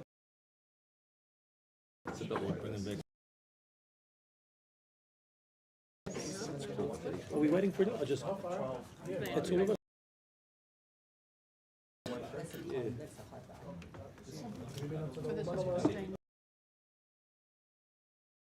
We will reconvene. Everyone is ready. Item 8.5, the proposed work program for the review and or development of policies and bylaw. And I'll just ask Christine Jones, GM of City Strategy, Growth and Governance, to speak. Okay, so the role and scope of this committee includes policies and bylaws. So what we do is we create a work program that is put to the committee for a recommendation to proceed with. So the schedule comes the items on the schedule come from three different sources. Firstly, legislation. So legislation, there are a number of pieces of legislation that require specific policies to be prepared and to review in certain timeframes. There are requirements for bylaws to be prepared, and the law requires you to review them on a periodic basis, no more than 10 years. So that's the two key sources of statutory. The second reason why items come up for review in terms of policy and bylaws is just time. So particularly policies, some of them might have been in place for sort of 10 years, and so we do periodically just review and refresh those because they just to check they're still current. And the third source from which we identify work to come onto this program is staff working with particular policies. For some reason, it's not working as effectively as it could, or there are other opportunities to do things more efficiently, or from the community raising a particular issue with us that relates to a particular policy or bylaw, and they're asking us to look at it, and so it comes up through that process. So those are the three sources: statutory, timing, and identified issues by either staff or the community. So once we've identified a policy or bylaw to go into the program, the policy bylaw development process has a number of steps in it. Typically, it's the staff would do a bit of research on the issue, find out what's the background, what are the problems that exist, potentially what are other councils doing in this space. Depending on the issue, we may do some specific stakeholder engagement. And then we'll generally bring you some sort of an issues and options paper or have a workshop with you where we summarise that and say, here's what it's looking like. We might go down to quite a detailed levels of issues and options, or we might have more a high-level principle conversation. If it's a more technical or detailed matter, it might come to you a few times. You'd then create a draft policy or bylaw that would go out for consultation. We run a consultation process. You'd generally do hearings, or you'd make a decision to only work on the written material, and then you'd make a decision and that becomes the updated policy or bylaw. So that's the sequence. In the package that's in front of you, there are some particular items that the outgoing council felt it was not appropriate for them to conclude. So the bylaw policy program carries on across council tenures, if you like. They finished some that they'd started, but some others they made the decision not to proceed to the consultation stage because they didn't want to do half of it and not finish it. And in particular, the consultation with Tangata Whenua on resource consents policy was one that had been started and it was ready in early 2024, and they felt that was more appropriate to leave for you to consider. So the issue that Councillor Correct was asking about before, I think it was Councillor Correct, was that was around activities and commercial facilities, commercial activities in council facilities, and that's on page 37 of 44 of the agenda. So that's identified. So for each policy or bylaw, there's information on what we think is the current timing, our assessment of the level of priority, some comments and some reasons and relevant considerations, and then who the general manager is. If you've got any specific questions around particular policies or bylaws, they're best directed to the relevant GM. If you've got particular questions around sort of the process and how we do identify things and put them into the schedule, that's probably best directed to me. I'll hand it back to the Chair. Thank you, Christine. Any questions of staff?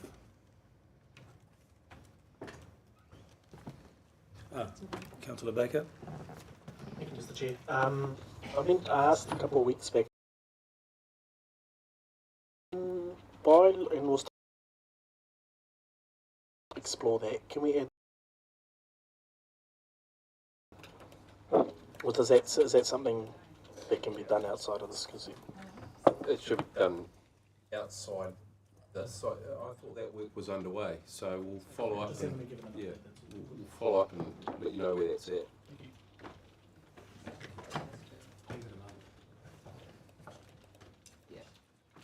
Perhaps picking up on that, I think that the relevant thing that some of these bylaws enable the decisions some changes to be made by resolution rather than actually having to be fully consulted on, and so some of those things could come back to you, and I vaguely think that might be one of the ones that could be by resolution, but we'll check.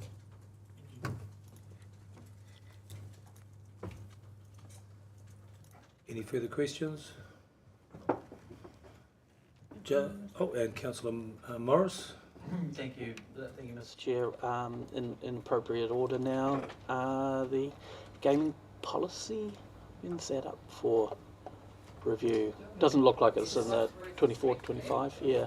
It's just been done. Just Morena. That's the gambling venues policy. That was reviewed last year and adopted in December. So it has to be reviewed within a 3-yearly cycle. Thank you. Councillor Curran. Is that still a sinking lid policy on the gambling venues? Cool, thank you. Councillor Baker. My apologies. I know that Councillor Sydney and perhaps others present, might be speaking out of turn there, we're doing a lot even prior to the campaign around vaping, and there's a bit of a movement around that. Do we have influence over vape stores around Kura, which I know was one of the concerns, but I think there's a much broader conversation around vaping. Can you provide, sorry, it's a bit vague, but... We've had inquiries about that before. Actually, responsibility for that sits within the Ministry of Health.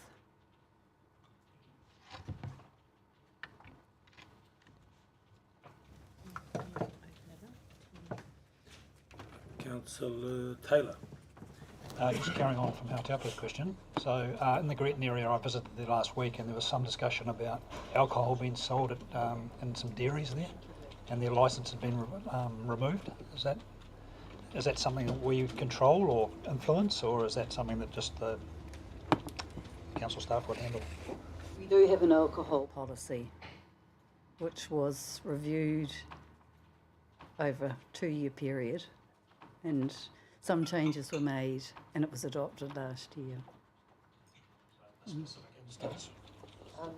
Perhaps I can help. Sarah's not here, so I'll try to fill in. So if it's a matter of people selling without a licence, we can take enforcement.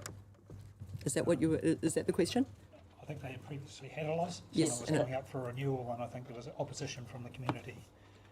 So as long as if they've got a licence and they've lodged an application for another licence, but it's through a process, they can continue to operate. It's just if they haven't lodged before it expired, that's when they can't continue to operate. Sorry, my question is more around the people opposing the renewal. Mm-hmm. So that's just a process. That'll be a process, yes, sorry. Yes, that'll be a process. So it will go through a public notification, there'll be a hearing, and the people will get to have their say, very much like this, and the District Licensing Committee will make a decision on whether or not that licence continues.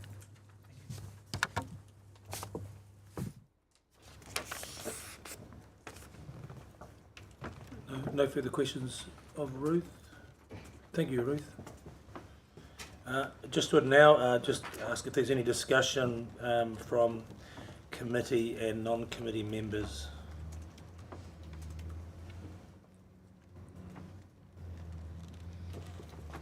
No.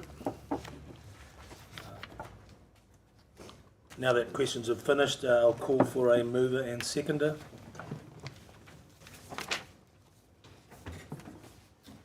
Councillor Morris, mover. Seconder. Councillor Kurak. Would the mover like to? No, would not like to speak to the motion. Does the seconder? No. Rod does. Sorry, just wondering, as per a previous motion we had on the table, have it been able to add to and amend? Should we have that C on this one as well? I can speak to that, so as a matter of course it comes back every 6 months for update and review, so it sits in that work program that is approved in the previous council agenda item.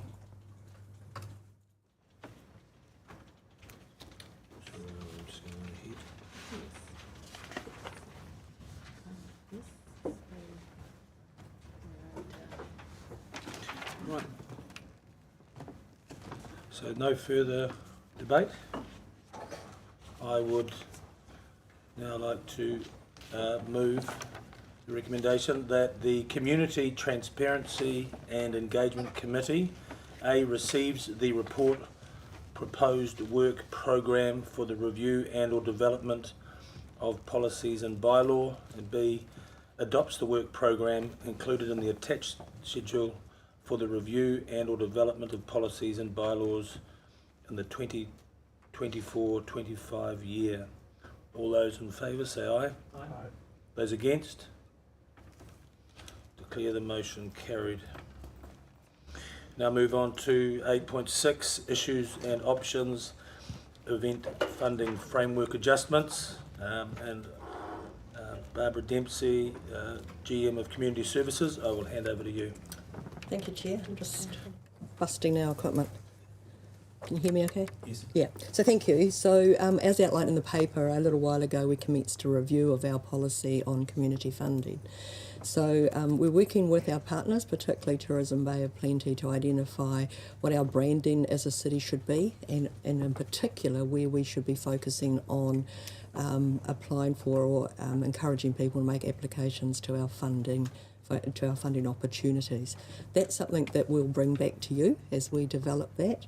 But in the meantime, what we're asking here is to make a couple small changes to our existing policy, which will make it a lot easier for ourselves and our applicants. There is no financial implication of this report. We're looking at the same amount of funding. What we're asking is that in the current policy, there is a 3-year stand down. So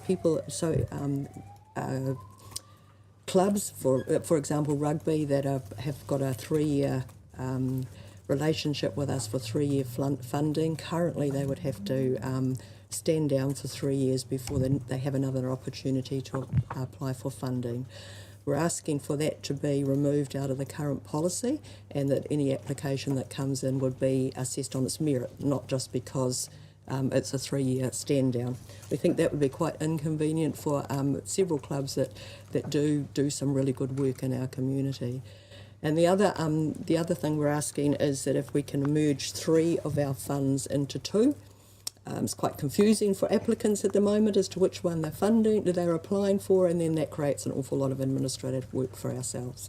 So we're looking to merge the Legacy Event Fund and the Event Support Fund, and have the purpose as outlined in the paper, which will give people clarity as to which fund they're applying for. So in summary, that what we're asking is just to make some minor critiques that make it easier for applicants to apply for funds. We're not changing the funding quantum. I guess the bigger decision as to whether or not you're comfortable with allowing clubs to apply again and not have that 3-year gap. So happy to answer any questions. Councillor Kurak. Thank you, Barbara. Regarding the 3-year stand-down period, if the amount stays the same, that would mean potentially other applicants would drop off. If that was introduced because potentially, you know, an applicant who would have to wait for 3 years is suddenly lined up, and if it's prioritised, will mean that some won't get an opportunity to be successful. Potentially. Potentially, it's the same amount of money in the bucket, and so people will apply on the criteria.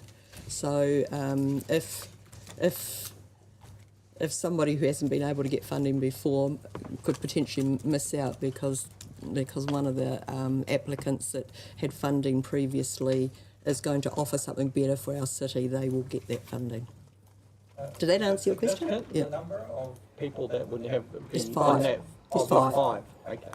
And is the amount significant? Of the five? No, it's not significant. It's not a big part of the fund. Thank you. But it does put some of them at risk to be able to continue with the events that they're wanting to run. Councillor Taylor. I'm presuming the reason we had a 3-year stand down would have been to give them time to make an event self-sustaining over that time. So are we saying now it's a donation rather than an actual leg up to get an event rolling? It's certainly not a donation. Well, a grant is a contribution towards events. I don't think so. I think that when they're assessed, and Gareth and I are on the panel, when they're assessed, we do assess their sustainability, all of the criteria that goes with that fund. So no, I don't think it's a donation in that sense. Through the chair, the reality too is that there are some events that will never wash their face. It's just the nature of the events and the value and benefits they provide to the community and the ability that you have to drive revenue as a result of them. Some of them just never will get to that space, and so then that becomes a decision about, you know, the breadth and type of events that we want to support as a city. So. And the major events that we have, we always do an assessment of the value that they're adding to our city, the financial benefit. Councillor Baker.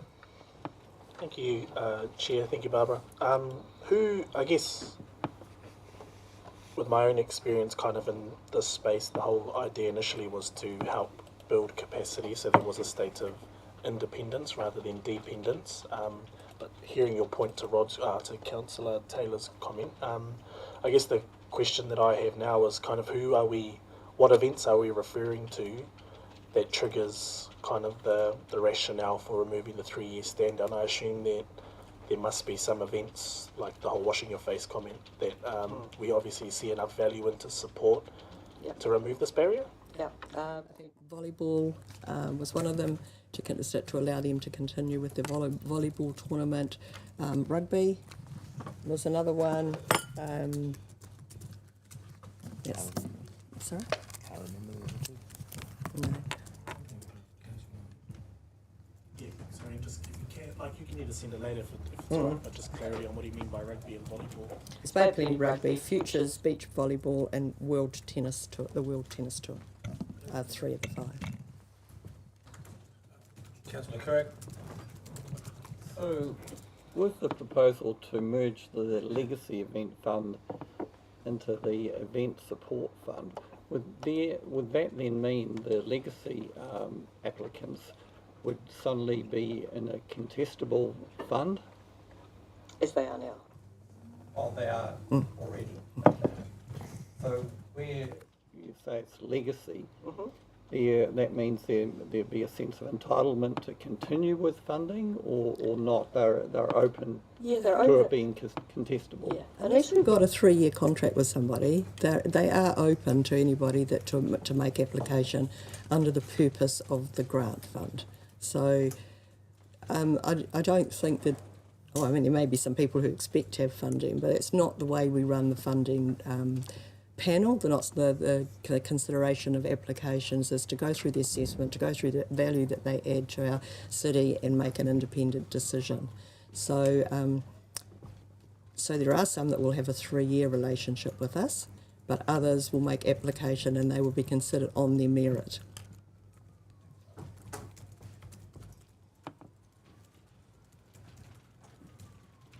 for myself, and no, you don't see with the change and with sort of established, not rollover, but you don't see that would be discouragement for, like you say, other entities to want to step in and contest, if that's the right better word. Yeah, no, I think the staff, and I apologise, the staff are either in hospital or at Ames game today.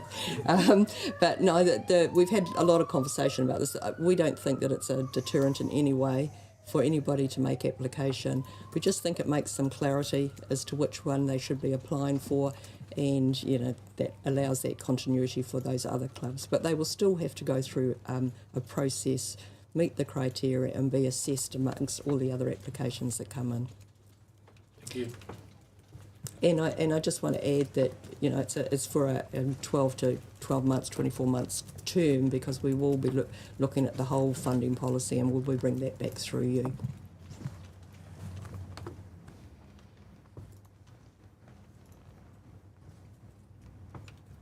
No further questions. So, as per previous, any discussions by committee and non-committee members? Specifically, my two friends at the far end. Far left. No? Thank you. Questions of staff and discussions have finished, and I now call for a mover and seconder of a motion. Would you like me to read? Does anyone want to know what motion do they? What motion are we? Would you like me to read the recommendation? No, we're clear. It's up on the screen. It's up on the screen. Do I have a mover? Councillor Taylor, and seconded by Councillor Baker. For the recommendation in the report. Right, am I reading that? Or? No, you don't need to. It's just up on the screen, so yeah, I can call for any Debate? Yeah. Ask the mover to speak. Okay, the mover, would you like to speak to the motion? Thank you, Chair. Nothing much more to add, just a question about the panel, whether there should be an elected member on that panel, perhaps? Has there ever been one? Not in my time, but Gareth, you've been here longer. Has there ever been an elected member on that panel? Yeah, I can't remember. I don't think so in my time, but definitely in the past, I'm pretty sure there was, yeah. Yeah, just some food for thought, maybe. Yep, we can look at it. Councillor Baker, do you wish to speak? No? Anyone else would like to debate? No? We're moving towards the end. Councillor Taylor's right of reply. So yes, we do have, so Councillor Taylor is waiving his right of reply. So the debate is finished. I'll now put the following motion to be voted on. That the Community, Transparency and Engagement Committee, A, receives the report Issues and Options Event Funding Framework Adjustments, B, notes the findings of the recent review of the Event Funding Framework, C, approves Option 2, make minor adjustments to the funding framework, 1, retain the Major Event Fund, 2, merge the Legacy Event Fund and Event Support Fund into a new Tauranga Events Fund and amend the purpose ahead of the 2024-25 funding round, and 3, delete the 3-year stand-down period for applicants to apply for funding. All those in favour, say aye. Aye. Against? Declare the motion carried. Thank you. Yes.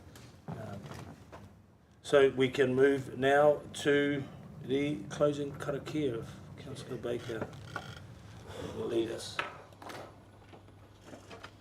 Kia ora tātou. Great first hui. Ka whakairihia te tapu kia wātea te ara ki mui a tātou, kia rahi pai ai tātou I tēnei rā. Kia tūru ki whakataha ai, kia tūru ki whakataha ai, haumi e, hui e, tai ki e. Right on time. I declare the meeting closed at 12:01 p.m. Gold star. Thank you. you.